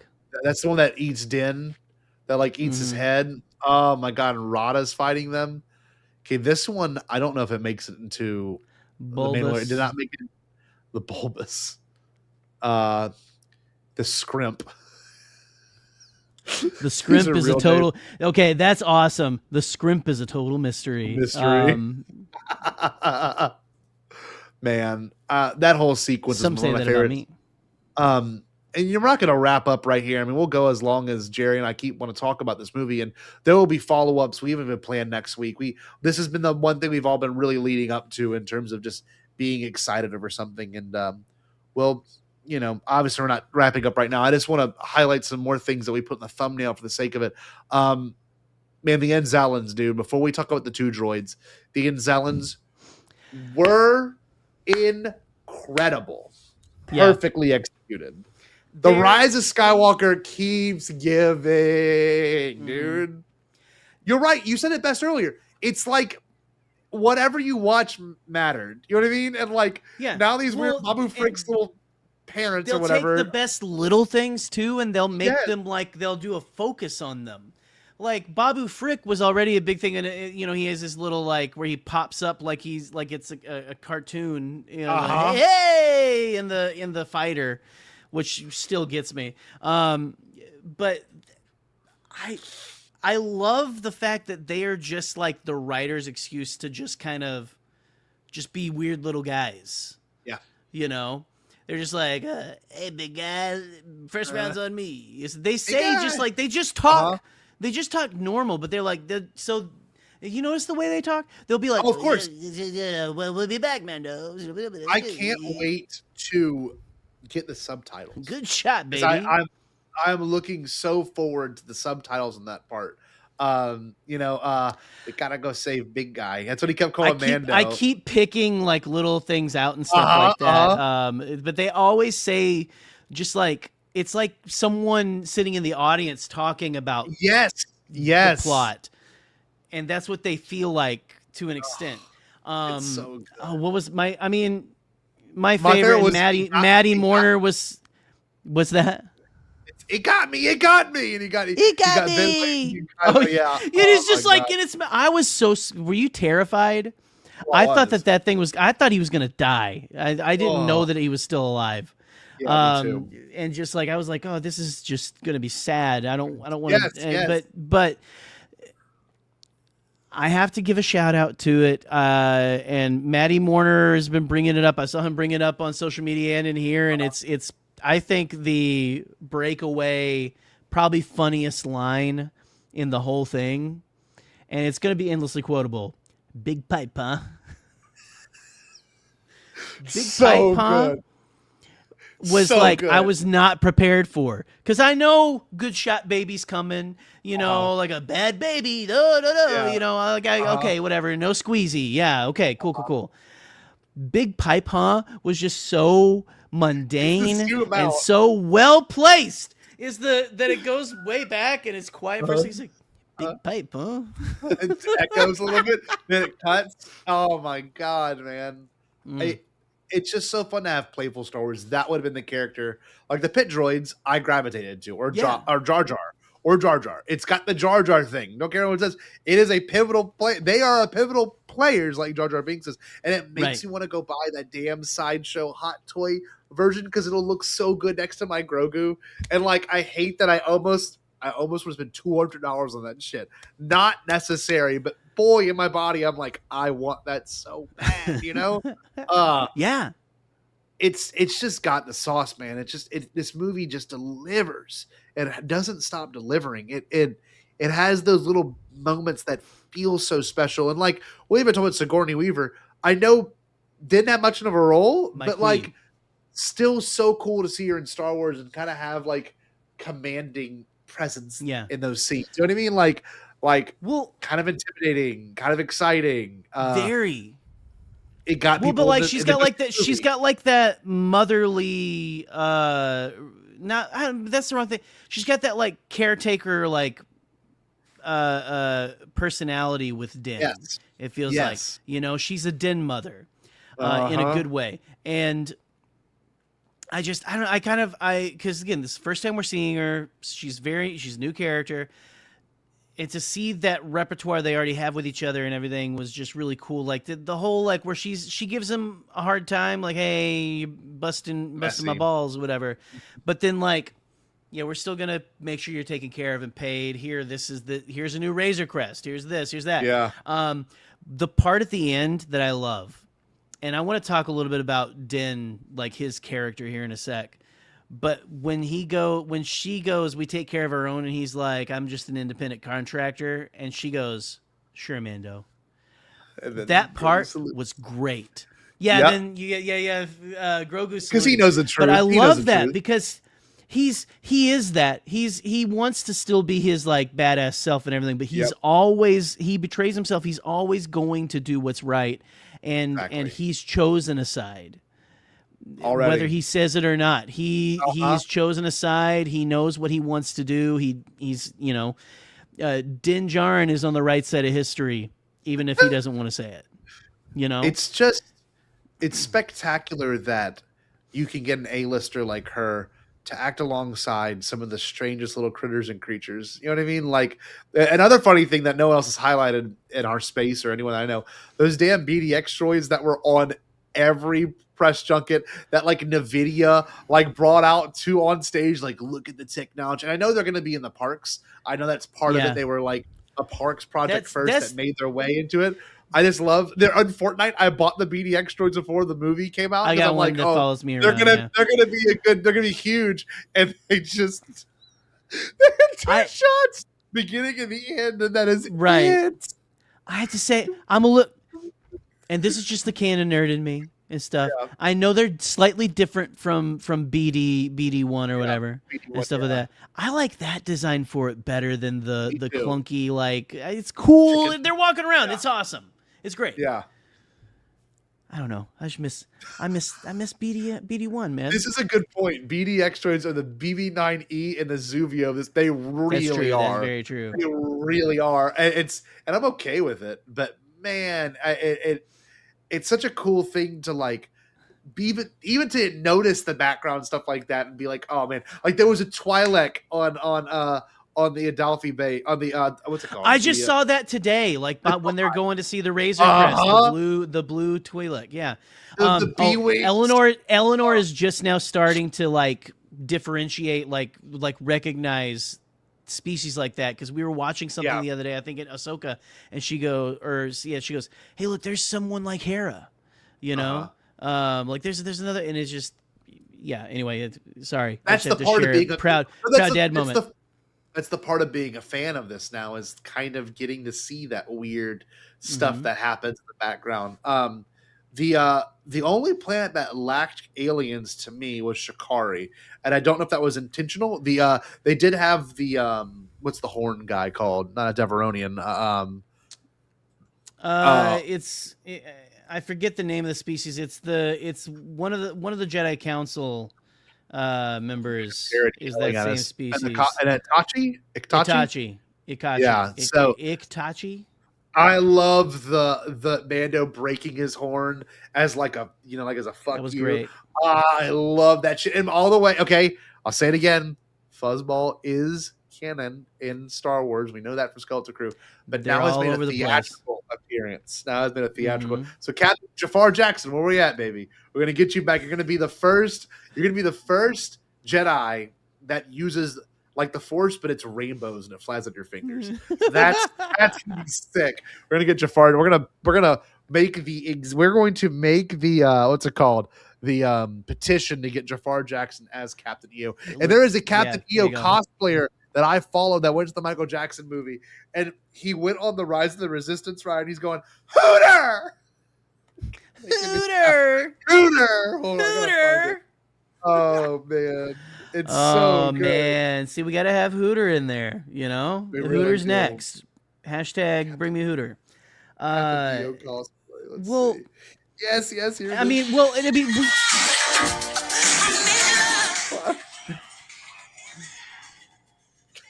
Oh my god! This guy went to Resistance by himself. That's awesome. At what point he goes, Hooter! Hooter! Right here. That's fantastic. Yeah, well, but dude. like, I mean, so we've got the Itachi, but we also have that's where Hugo Durant is, who is oh my god. Do we know the relation I think it's Rio's uncle, Rio Durant? Is it his uncle? He's either Rio's the uncle or Hugo is Rio's uncle. But 12 little ones, smaller than him. Yeah. Smaller than him. Hey, fine, man. So good. So Martin Scorsese, just having someone in there that is just like an alien that is just Martin Scorsese was fantastic. I mean, just the people were talking about they have the Scorsese hand movements and everything. Hey, It's going up it and down. was so good. I love the rendition of the Mando theme that is just like is it like Italian music or something like that, or like do do do do do do. I was like Django Reinhardt, who was a jazz guitar player, but I think it was channeling a Django Reinhardt sound. Oh, my cousin Troy. So I saw it with Troy. The Troy. last new one we saw in theaters together was Rise of Skywalker. So it was nice to see that again. And his son's 9, by the way. So it was Aiden's first time seeing it. So that was a full circle for me, because I remember being 9, 21 years ago, seeing Revenge of the Sith ending with my cousin Troy. So it was like a huge bookend. Like he is now old enough to see these new Star Wars in theaters, and just like Eleanor loved it. I was gonna say Eleanor's 9 too. I mean, it's just like it's a great age, and she's just now starting to grasp onto it a little bit. You know? God, what an excellent experience that was. No, like I was just gonna say with Hugo Durant and the Hugo Durant of it all. I'm ready to see more Ardenians. We've gotten a few, but I want to let's see more of those guys. They're so good and dynamic. It's a great new Star Wars species that's different. It harkens to the prequels and the original trilogy. It just feels very Star Wars, but very unique. And I agree. I love it so much. So this is something too that I wanted to speak to as well. Obviously, we talked about the soundtrack earlier, but like this one has been the most re-listened to for me since The Force Awakens. Like listening to it intently. And the thing I want to say about this too is I remember being a kid and getting the Revenge of the Sith soundtrack on CD, and there was a bonus DVD on the back where it was like Ian McDiarmid like talking about the music of Star Wars. We can obviously never play it on the stream because we would get taken down instantly. Right. It shows footage and video and the sound and everything. But like it felt like that again, like listening to the soundtrack. Like I can picture the whole movie in my head just based off the soundtrack alone. And I mean, I just feel so thankful that this was a theatrical experience that I think for a lot of people have been very fruitful. I'm glad that everyone I know has loved it. I'm again like Trey, who likes Star Wars as much as we all do, but Trey's a little bit more critical. And when he came out and he was like, I loved it, I was like, that made me feel better. And my buddy Eric, who's pretty critical on the TV shows, he came out and was like, my God, I loved it. And like, I'm like, okay, so is this the new unifier? Is this going to be the new Rogue One in the sense of like, oh, wow, like, is this going to be the one that, or is it going to be this has no plot complaint that I've been seeing, or this ruins Star Wars? It might be the one that it might be a divider, and maybe more, maybe not as much as like some of the others in the past, like Last Jedi or anything like that. But I think this is going to be one where either you love it or you hate it. No in between. Yeah. No in between. Frankly. Oh, look. So Trey went back to see it again in IMAX. So there you go. Exactly. So like to have, I'm going to say this, Trey gave me all kinds of shit. But when I saw The Phantom Menace 9 times in theaters, he's like, I don't see the point in that. You're wasting your time. Like, now I've got a friend of mine who dogged on me for seeing something multiple times and saying, okay, he's seeing it. You know, we got Curtis saying he's seeing it again tonight. So like, Curtis? I think it is Curtis. But yeah, I'm just, it left such a good, like, I felt left feeling so refreshed. I felt very light. You know what I mean? Like, I agree with Eli here. Like, I don't know many people that left it hating it. The reception has been so silly online when you look at people's comments, but like, it proves a point that like what Star Wars can do effectively is just telling a really good story that is fully complete. And that is a fully complete story all within itself. You don't have to really have seen the show, which was nice. Like I had my whole family. I was like, people were asking me, do you have to see the show? And I asked Alex and Molly because they had seen it a week ahead. And I'm like, do you have to see the show? They're like, not really. He's like, as long as you know the dynamic. So me and my girlfriend watched, we watched the first 3 episodes to prep her. And she goes, oh, I kind of get the dynamic. And I'm like, that's all we needed. Like if as long as you understand the dynamic between them, now you can watch a movie which is so Star Wars and go back and watch the show. You could have a kid like Eleanor who's seen it, but maybe there's a kid that hasn't seen it. It's the idea of like this is the new entry point for Star Wars fans. Like you could say, yeah, you can just watch this movie if you want to get a feel for what Star Wars is. And if you really like it, you can watch the show. It's all on Disney Plus. Like, I almost hope this movie does an Avatar where they wait like 6 months before it comes to streaming. I kind of want to like have a break from it. I don't want it to be one of those like August 1st, you can watch it digitally. Like, I really hope it has like a little bit of time for it to marinate. You know what I mean? Like maybe a Christmas release. I don't know. Rise of Skywalker is quick. Rise of Skywalker was December to May. Or no, December to March or whatever it was. It was because they released it on Disney Plus immediately on digital because of the pandemic. It was released because the world shut down. And they're like, here you go, stay inside. Here's this. Here's this blue. Here's the blue cut. Here's the cut with less blue, which was such a wild thing that we can actually say we experienced. That's a whole. That could be next week's discussion. Did we like it more blue? You know, and or so blue. Tross is so blue. I just love that the serious swings in this movie felt as serious as they should be. Like the LBC didn't die. Pretty serious, man. Yeah, pretty serious. You know what I mean? Like that was on screen for kids to experience. Like we did watch Rey die in Tross. That's a big one. Like Rey does die. That's you know what I mean? Crazy. Yeah. Yeah. Let's see. Hold on. I'm sorry. I always look at the comments real quick. Like this, Curtis, you're right. I mean, some of those movies that don't really have like the direct narrative are kind of challenging to some viewers. But the second you accept it and watch it and you take it all in, like this movie's narrative is pretty unique. But like you still accept it and watch it, you kind of fall more in love with how unique a story can be. And this story is unique. It's and look, another one. My favorite of the prequels. It's up there for me. Yes. The snake. Oh my god. What was the name of it? The dragon snake. Dragon snake. So it's what swallows R2D2 on Dagobah. Yes, I did not realize that was supposed to be a dragon snake. Let's see. Oh, this is wonderful. Joyous Roamer. So we only saw Trapper Wolf twice and only had one line. Should we have gotten more? Trapper Wolf. That's Dave's character. I think so. No, I know. Okay. I thought you said what do you take confusing. Me for? That's true. CEO of Lucasfilm. He is the president right now. Yeah. So I don't know. He really doesn't get any but like one or two lines. I mean, if anything, I would have liked I forget what Paul's character's name is. Paul Sun-Hyung Lee. Carson Teva? Carson. I would have been okay with a little more Teva. You know? Dude. Yeah. A little more Carson. Put a little more Carson in there. I think I'm shocked Favreau doesn't have a line, by the way. Oh, one thing that not many people have discussed that I want to discuss with you, because Eric Cotterman brought it to my attention when I saw it Saturday. He goes, take a picture of this for me in the credits. I'm like, okay. So I took a picture of it. Producers wish to thank. Now, these were very interesting names. You ready? J.J. Abrams.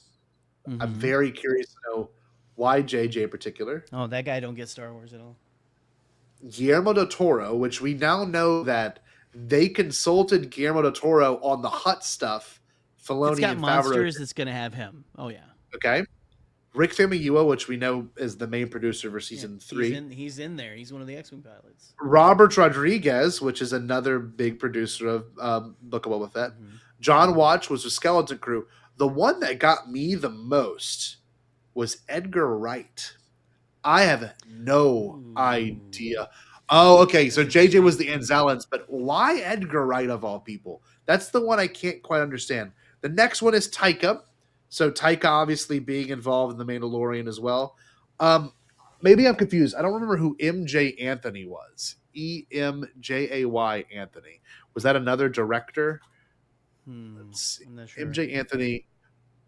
Oh, he's a kid. Hold on. This kid's very familiar. He was in Chef. Who? That's so odd. Why was this kid thanked? This is the kid. This is Jon Favreau's son, Chef. Hold on. Yeah, I mean, maybe he provided a voice that we just aren't aware of. I mean, Favreau did direct it, so maybe he's got like some. Maybe he helped with some little element or something. Look at this, huh? Okay. Interesting. Okay, that's one to be discussed. The other one I saw that I do not know is Helder Guimarães. Let me see. We're gonna do Helder a Portuguese performer and magician. That's the other one. I was like, why do they get special thanks? But okay, yes, Eli, I understand that, but why? That's not it. Telling who they are makes sense. I agree. Yeah, but why?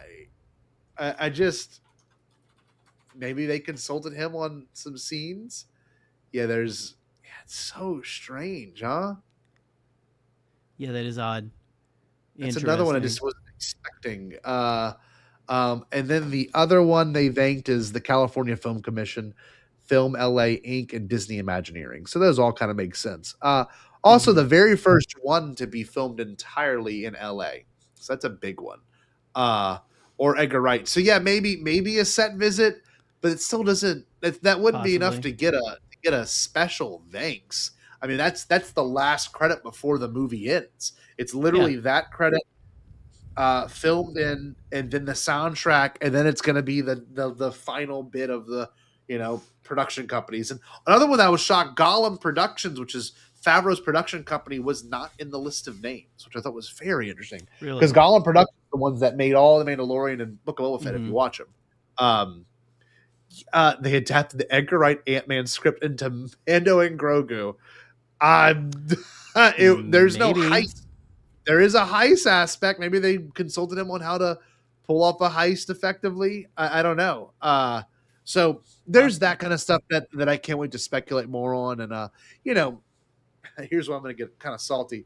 We've had a lot of people in our space, get the opportunity to ask him good questions, Favreau good questions, and some are really good. I loved watching, oh my God, Mark Ellis interview Sigourney. That was a great interview. Some good questions. Gerry had a good interview. The best was Bresnikan's interview with Favreau. Well, Bresnikan's always been like he's been like on top of it since the beginning of the Disney era. Even I just wish people would have asked more weirder questions and things that are not as typical. Like if I had my opportunity, it'd be, why'd you think Edgar Wright was special? Like that has to be approval. I mean, that's not something you just could say. No mention of Bob Iger, I believe at all. Production, they did mention Lin-Manuel Brennan, who is obviously the new president of Lucasfilm. But even looking at those credits, I'm like, how interesting. Who was addressed and who wasn't, and how much of things have changed. Like I don't think there even is a special thanks in a Rise or Rogue One or A New Hope, and I don't think there is. It's just I don't know. I'm happy to see that this feels so home cooked too, if that makes sense. This doesn't feel like a meal you would get at a restaurant. Like this is something that someone would cook in your house. You go to their house to eat. It's a Star Wars that has never felt that way before. For me personally, Favreau had us over for dinner. Yeah. Yes, and that's what it felt like, and it felt like I was at a collaborative things that like. In the sense of like we wrote the story together in a weird way. Like it feels like that. It doesn't feel as epic as a Skywalker saga thing, but that's where the divide comes in. Right. Okay, so that might be Golem Creations is okay. Yeah. But like this felt like a home cooked meal for a Star Wars movie, and I mean that wholeheartedly. And I loved it. I wouldn't want it any other way. Oh yeah. I love that. I love that every new movie has brought a new flavor. Every new show has brought a new flavor. But this one felt the most like gumbo, baby. Like, and I mean that. Not to bring up my dietary Uncle Ricky's thing, gumbo. But it was that. Gumbo. It was like every bit of Star Wars that I like was in this, and it was filling, and it was warm, and it made me feel a certain way, and it never made me sad. It sobers you up in 5 minutes. Yeah, that's great. Right. You know the best. I know. Ricky makes the best gumbo. It is a home cooked meal. I mean, that's the best way to put it. It's just Mhm. it'll let your brain wander a little bit about how wacky things can get too. Yeah. And like it didn't rely so much on the comforting. show. Like we don't have to address the whole, the whole idea that oh my god, this is so embarrassing. Here I am, sounding like one of the old podcasts I used to listen to. Here we are. We don't have to address the fact that old boy is dead. We are those guys now. We are. We've become them. We're the guys. We're the guys Oh, that the no! new kids are gonna listen to and be like, I can do this so much better.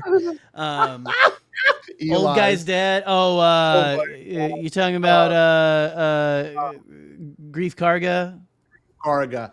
Yep. Sorry. Yeah. And that's so embarrassing. But yeah, we didn't have to address that. And apparently I was the one that broke it. And I'm not even kidding. I pointed it out that the production, the camera B Carl Weathers shooter. Yeah, Carl Weathers. The camera B shooter, or the person that shot like B-roll, whatever you would call it, put like on his post that like IG-11 wasn't a scene and they took him out.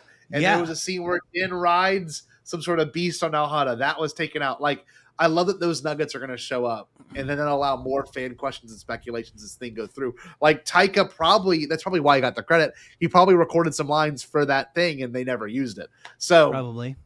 And apparently we know for a fact that Anthony Daniels had his little lines that he finally found his way into the movie as well, not as 3PO, which is great. You don't have to have 3PO show up in a way that's awkward or unexpected or on behalf of Princess Leia. There's no contextual confusion. It's like Solo was the riskiest in terms of the lore stuff, but in terms of like execution, this might be the riskiest movie. It's so weird. It's so interesting. Who was Anthony, by the way? I don't think I've placed. It was like an announcer. It was like some announcer really? on Adelphi. Yeah. I haven't heard either. That's very background for him. Uh-huh.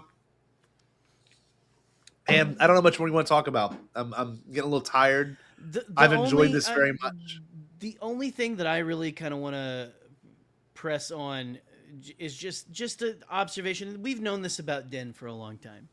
Yeah. But I love that he is the Indiana Jones of Star Wars. Yes. If that makes any sense.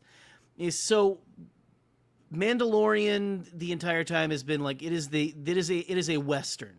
Mm-hmm. It's a Western in Star Wars. That's what it is. It's a bounty hunter out after the outlaws, you know? But the way that Din operates, and other people have said this besides me, he's got like that, oh, hey, what's up, Aiden? He's got that, you know, he kicks insane amounts of ass. You can't beat him. But he does have the little clumsy moments still too and stuff like Indy. But the thing that gets me, he had a moment, which is like one of my favorite Indy moments is, and I think you know this from Crystal Skull, when they're in that warehouse and that one Russian dude is like, has got his buddy who turned against him in the car and he's like playing chicken with him. He's like, you don't know him. You don't know him. You don't know him. And Din, to me, had a moment like that where he does that entire sequence where he comes in through the back of the AT-AT, takes out all those dudes, then the door closes and you got the Imperial warlord going, did you get him? Did you get the Mandalorian? Did you get him? Did you see him? Yes. Or he's like, did you see him? Did you see the Mandalorian? And that guy's just like terrified. God, it's so good. It's just that to me is that like whole. I had that realization today. It's just like, hey, man, that's like that. They're like, you don't know him, kind of moment, you know. What's that? The salt bar too, where he comes and kicks everyone's ass, breaks the horn, and then goes to the meeting, comes back out with a huge chunk of salt, drops it in his cup, and walks away. I'm like, that is so badass. That is so like, oh my god. And then they go to the Nazi hideout place, which was so cool. The beach scene, 100%. So and big. That's another thing that I want to say. So, do you think that's another planet, or do you think that's just another side of Shikari? Oh, because I don't know if Shikari, if it's the whole planet, if you got Shikari, the city, which is Chicago. What I was thinking, at least on my second viewing, was, Oh, this is the estate, the big estate on Lake Michigan. Okay, Is what it felt like to me, because it looks like where I live, kind of like out in by the sand dunes, and there's like a lot of big houses and stuff on, you know, and that's where the rich people live, you know, and that's where he would live. He wouldn't live like in the slums in the city, you know, making flat meat fries and stuff. He would be out, it is a state and everything. So I really want to know if we know that yet, if they've said anything about that. I don't know. Chicago. Yeah, I love Chicago. Also, beach. It's true. I feel like that planet is probably space. Oh my God, Jerry! Illinois, Speaking of beaches, Illinois/Michigan. Speaking of beaches, we didn't even talk about this. When you see probably the most heartwarming shot in all stories, the same level of heartwarming as Grogu. We barely got to talk about that heartwarming on Grogu and R2D2 in the end of season 2 finale, where he's kind of bent over looking at Grogu. That was the same feeling I felt watching ROTTA and Grogu play on the beach. That worked so well. They linger on it. I would have liked longer. Yeah, I would have that. Oh my God! The way that Din, you show Din standing back watching, and as a parent, when you find like someone who's not really connected to your kid, but is like a cousin, like an older cousin, or it's like someone who like just takes an interest in, you know, in this kid, like, and is just like kind of like a big brother, big sister type of role and everything. When you see your kid interacting with people like that, it is that I've been in that moment I've been Din watching my kid play with like a cousin, play with like, so, and it is this feeling of the future's going to be okay. You know, it's a moment of peace. It's a moment of, you know, this is what it's all about. This is the future's going to be okay. The future's in good hands. You know, it's a lot of emotions. You know, it's amazing. But that was one of my favorite parts of the entire film. Sunset. It was the way it was shot. ROTTA rolling in the when sand. He splashes him and he's giggling like crazy. Oh, also Grogu jumping on his bed was fantastic. I'm sorry, I got to just not to pull it away from that, but when he's like in there and he's just giggling, he even snorts. I don't know if you noticed. He goes and stuff. It's so pure. It's so wonderful. Oh man. Everything with ROTTA protecting Grogu, actually. The entire thing. So from the moment we see him and he's wanting to feed him and everything, and then he comes in there and he's like so gentle with him, which is a side you've never seen of a Hutt, right? Like we've never seen anything like that. Watching that moment was a payoff for the whole thing, season 1, 3 to now. Yes, it just did. It felt so real. But that triumphant moment whenever Grogu, you know, turns off the machine that he's like being tortured in and is trying to wake him up and he's about to get eaten, just how pitch perfect is that? Leave him alone, you know? Just like, and Grogu gets thrown, but it's one of those things where you're like, I'm throwing you to safety. Yes. I'm going to take care of this and everything. Just like that. Oh, that was so. It's just like there's so many good emotional moments with them. I loved the part where the stormtroopers pull up in there into the back of the Razor Crest, and ROTTA's just like, bam! And then again, I love that was like, you know, most people were like, oh, you know, Zeb saying I like this kid about Grogu or whatever. Yeah, I love that line was directed at ROTTA. I love that, and now they're like going to be buds and everything. He's like, let me and. Again, at the end, when he's like, I want to join the New Republic, and Din kind of being like, I don't think you'll fit in, but Zeb being like, nah. Well, you're welcome here. You're welcome here. Let's go. Let me buy you a drink. Just like, such a ROTTA was really such a pleasant surprise. I mean, we knew, I think, that it was going to be cool what they did with him. But to expect that much emotional storytelling from him, that many moments of just so much heart, was special. It was huge. Special. it was huge in a way that I wasn't expecting. You know, like ROTTA was the standout emo kid by the end of it. ROTTA was the like, I have to own the figure. And the only figure we're gonna get of ROTTA is unfortunately a kid's toy that's It's a been Hot announced. Toys. And There's the that in the toy. Hot Toys. I can't afford the $200 hot toy of ROTTA. I just can't afford it. That's just not. And Right. if they did an $80 Black Series, I would buy it today. I would put it on my credit card. I want a Black Series of ROTTA. It's just such a cool design. He's got Jabba's like slanted off-kilter nose a little bit, but like it's so the scar across the lip and on the chest and the tattoo on the back of his head, like it's just so cool. And then of course when they showed the baby, and it's spinning, and it's obviously the model that Jon Favreau painted. I just loved how that got a crowd audience laugh. You know what I mean? Right. When they showed baby Stinky the Hut. God, that was special. He's the standout character. I mean, I just love that he's the voice of reason. He's relatable in the sense of like getting his freedom and fighting for it. Him driving that speeder was so cool. He like tears all the seats out and just sits in I it. gotta go. Yeah. Look at his tail's kind of hanging out too a little bit. Sorry, Mando. Oh God! As a kid, that would have been my favorite scene right there. The chase in the city. The end of that's kind of funny to me though too. Whenever like Zeb catches it, but then when Mando like puts his arms behind his back, it's like a very Cops moment. It does. Know? Yes, it does feel that way. He's just like, can't blame the guy for trying. You know? Oh, by the way, also, I thought of you whenever he was saying, I want to be my own man, because of that line from A New Hope that they added in the, when like, Jabba, you're a wonderful human being. I thought of you in that moment. I'm like, I did hey, not man. even think about that. Now you are, aren't you?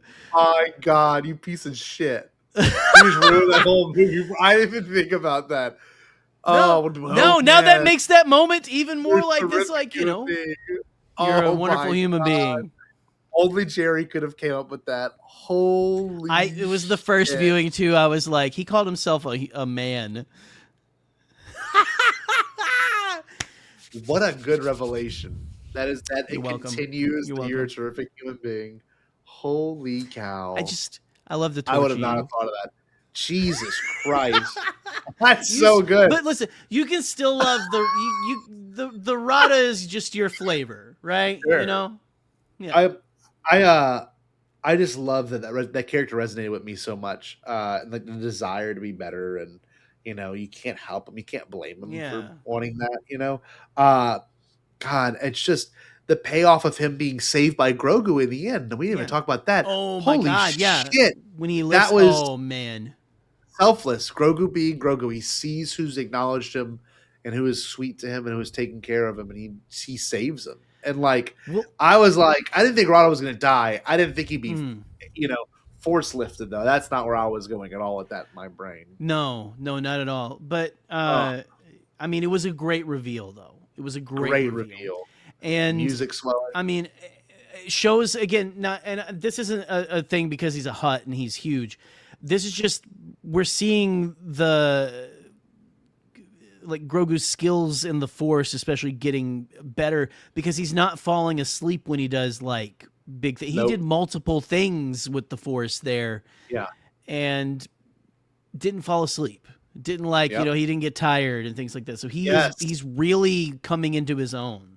I agree, Brian. Yeah, it is the exactly. Mudhorn scene, just from a different perspective. It's the idea that we have gone full circle with this character, and like, you know, he not only is saving. Obviously, Din doesn't need to be saved in that moment. It's ROTTA that needs to be saved. A character that they met, kind of like how Din has met people. Din met Peli on a whim. Din met Grief Karga through bounty hunting, like all these people that Din has met, like even Migs Mayfield, you know, one of the greatest characters in all of Star Wars, played by Bill Burr. Like it was Din being vulnerable and doing that. And the one thing I will say, the Pedro of it all, I like the addition to the Creed. I don't think that challenged anything I thought with the whole idea of like, you know, he has to kill them because then they've seen his face. Like I kind of like, didn't that essentially? That's exactly what happened with the Empire. The Imperial base. You know, on in chapter whatever, chapter 17 or whatever Yeah, it was. with Like Mayfield. With Mayfield. Yeah, it's the same thing, you know. So that Chapter 15. it makes more sense. That makes perfect sense. I mean, with the Mandalorian Creed, frankly, it's because the Mandalorians. They are they're warlike people. You know, they like warriors. You know, that's their whole thing. You know, weapons are a part of their religion. But I'm glad you brought up that part because that is the only moment we get to see Pedro's face. We know he can convey emotion really well. We know he's a really good actor.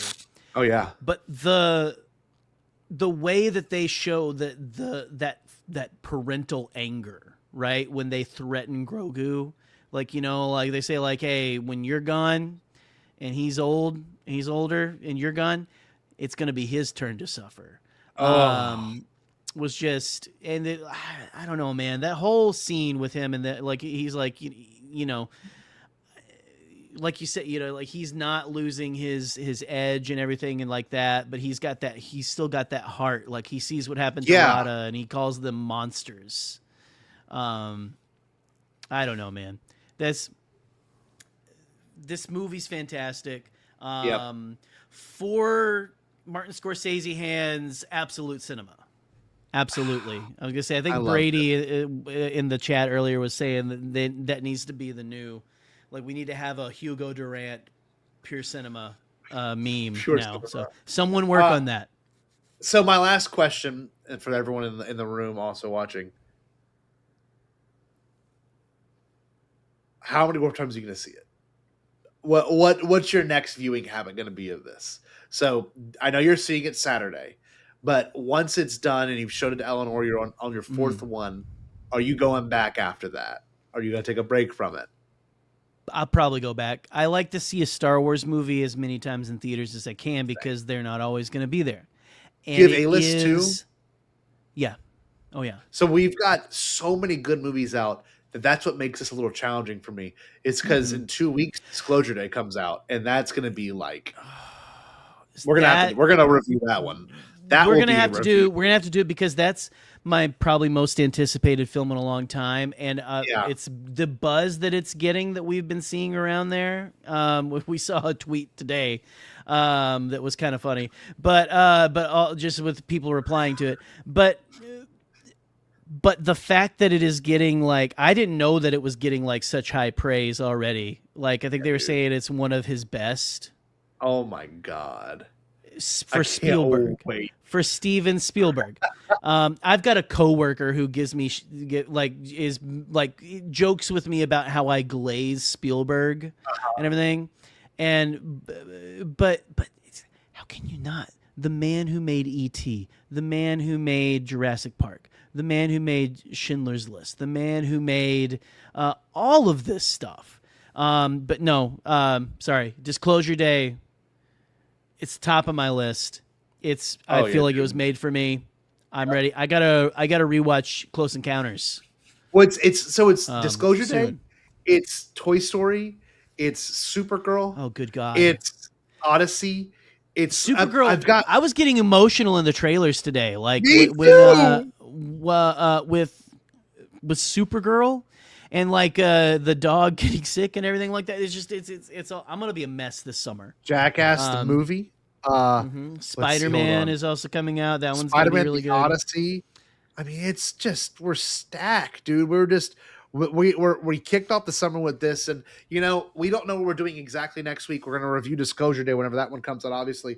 But in the coming weeks, you'll get announcements from us and what to expect. But we've built up this movie a lot in the past emotionally and physically. I mean, I've been rewatching every season of The Mandalorian since March or April. So I have hyped this up a lot for me, and I feel like I'm finally being able to come back. Is literally this week.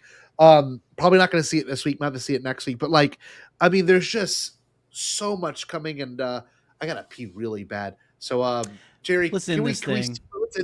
I love you all. Thank you everyone for joining. There was a huge crowd tonight. We had like 20 plus people the entire night. It's been amazing, and I love all of y'all. This is an absolute blast being able to talk what is now one of my favorite Star Wars movies of all times. Oh, we got it. Hold on. Sorry. Those two droids. were so sick. That was awesome. We didn't get to, dude. I caught myself watching it and moving like them when I was watching it. It was the roll across the belt and like grabbing it. They moved like old timey automatons. It was great. Yes. It was so cool, and like to know that they spent so much time on it, and like Grogu's on the inside messing them all up. Like that was so sick for me. I loved watching what stop motion could look like in the high resolution in IMAX. I never thought I'd see that in my life, and it looked so good. If I was transported to the 80s yet again, you know, I was like, it was so fun. Yeah. I can't wait to get. I can't wait to get my kids' reaction to that kind of stuff. You know, well, they used steam. They used oil. The lights and the eyes were glowing. Well, and they had like CG Grogu climbing inside, which was insane. You have layers upon the layers on this shit was crazy. Last thing we'll say: the special effects were off the chain. I mean, things that I never knew could look as good as they did. It was like Skeleton Crew. It looked flawless. It was the only wonky thing was ROTTA on the beach. It's the only thing lighting wise. I'm like, that looks a little strange. But everything else, not on the beach playing with Grogu, on the beach to go stop Commander Coin, whatever his name was. Like that looked a little weird. A little wonky. He's a wonderful human being though. So look, the grenade belt. I mean, yes, that whole sequence was so sick. Oh God, very awesome. Oh, we love you. Well, we gotta close this out before Scotty pisses his pants. But I mean, I almost am gonna do that myself too, just from the excitement. But how about we do this? We never done this before. You give a stay, I'll give a Bombad, just because of how I'm feeling right now. Okay. Well, yeah, because Scotty's gotta go say big pipe, huh? Here in a sec when he, whips it out. Yeah. Okay. So who's doing stay? Who's doing Bombad? You do stay. Stay Bombad! Did you say impossible? Pasquale? Only kidding, Jackie. I've changed my tune because I finally thought of a possible dream that we can all share. What is it? Pasquale? It's a dream about a world where nobody is poor or sick or hungry. Oh, now that's a dream we can make come true. I'm gonna make a change for once in my life. It's gonna feel real good, gonna make a difference, gonna make it right. As I point up the collar on my favorite winter coat, this wind is blowing my mind. I see the kids in the street with not enough to eat. Who am I to be blind, pretending not to see?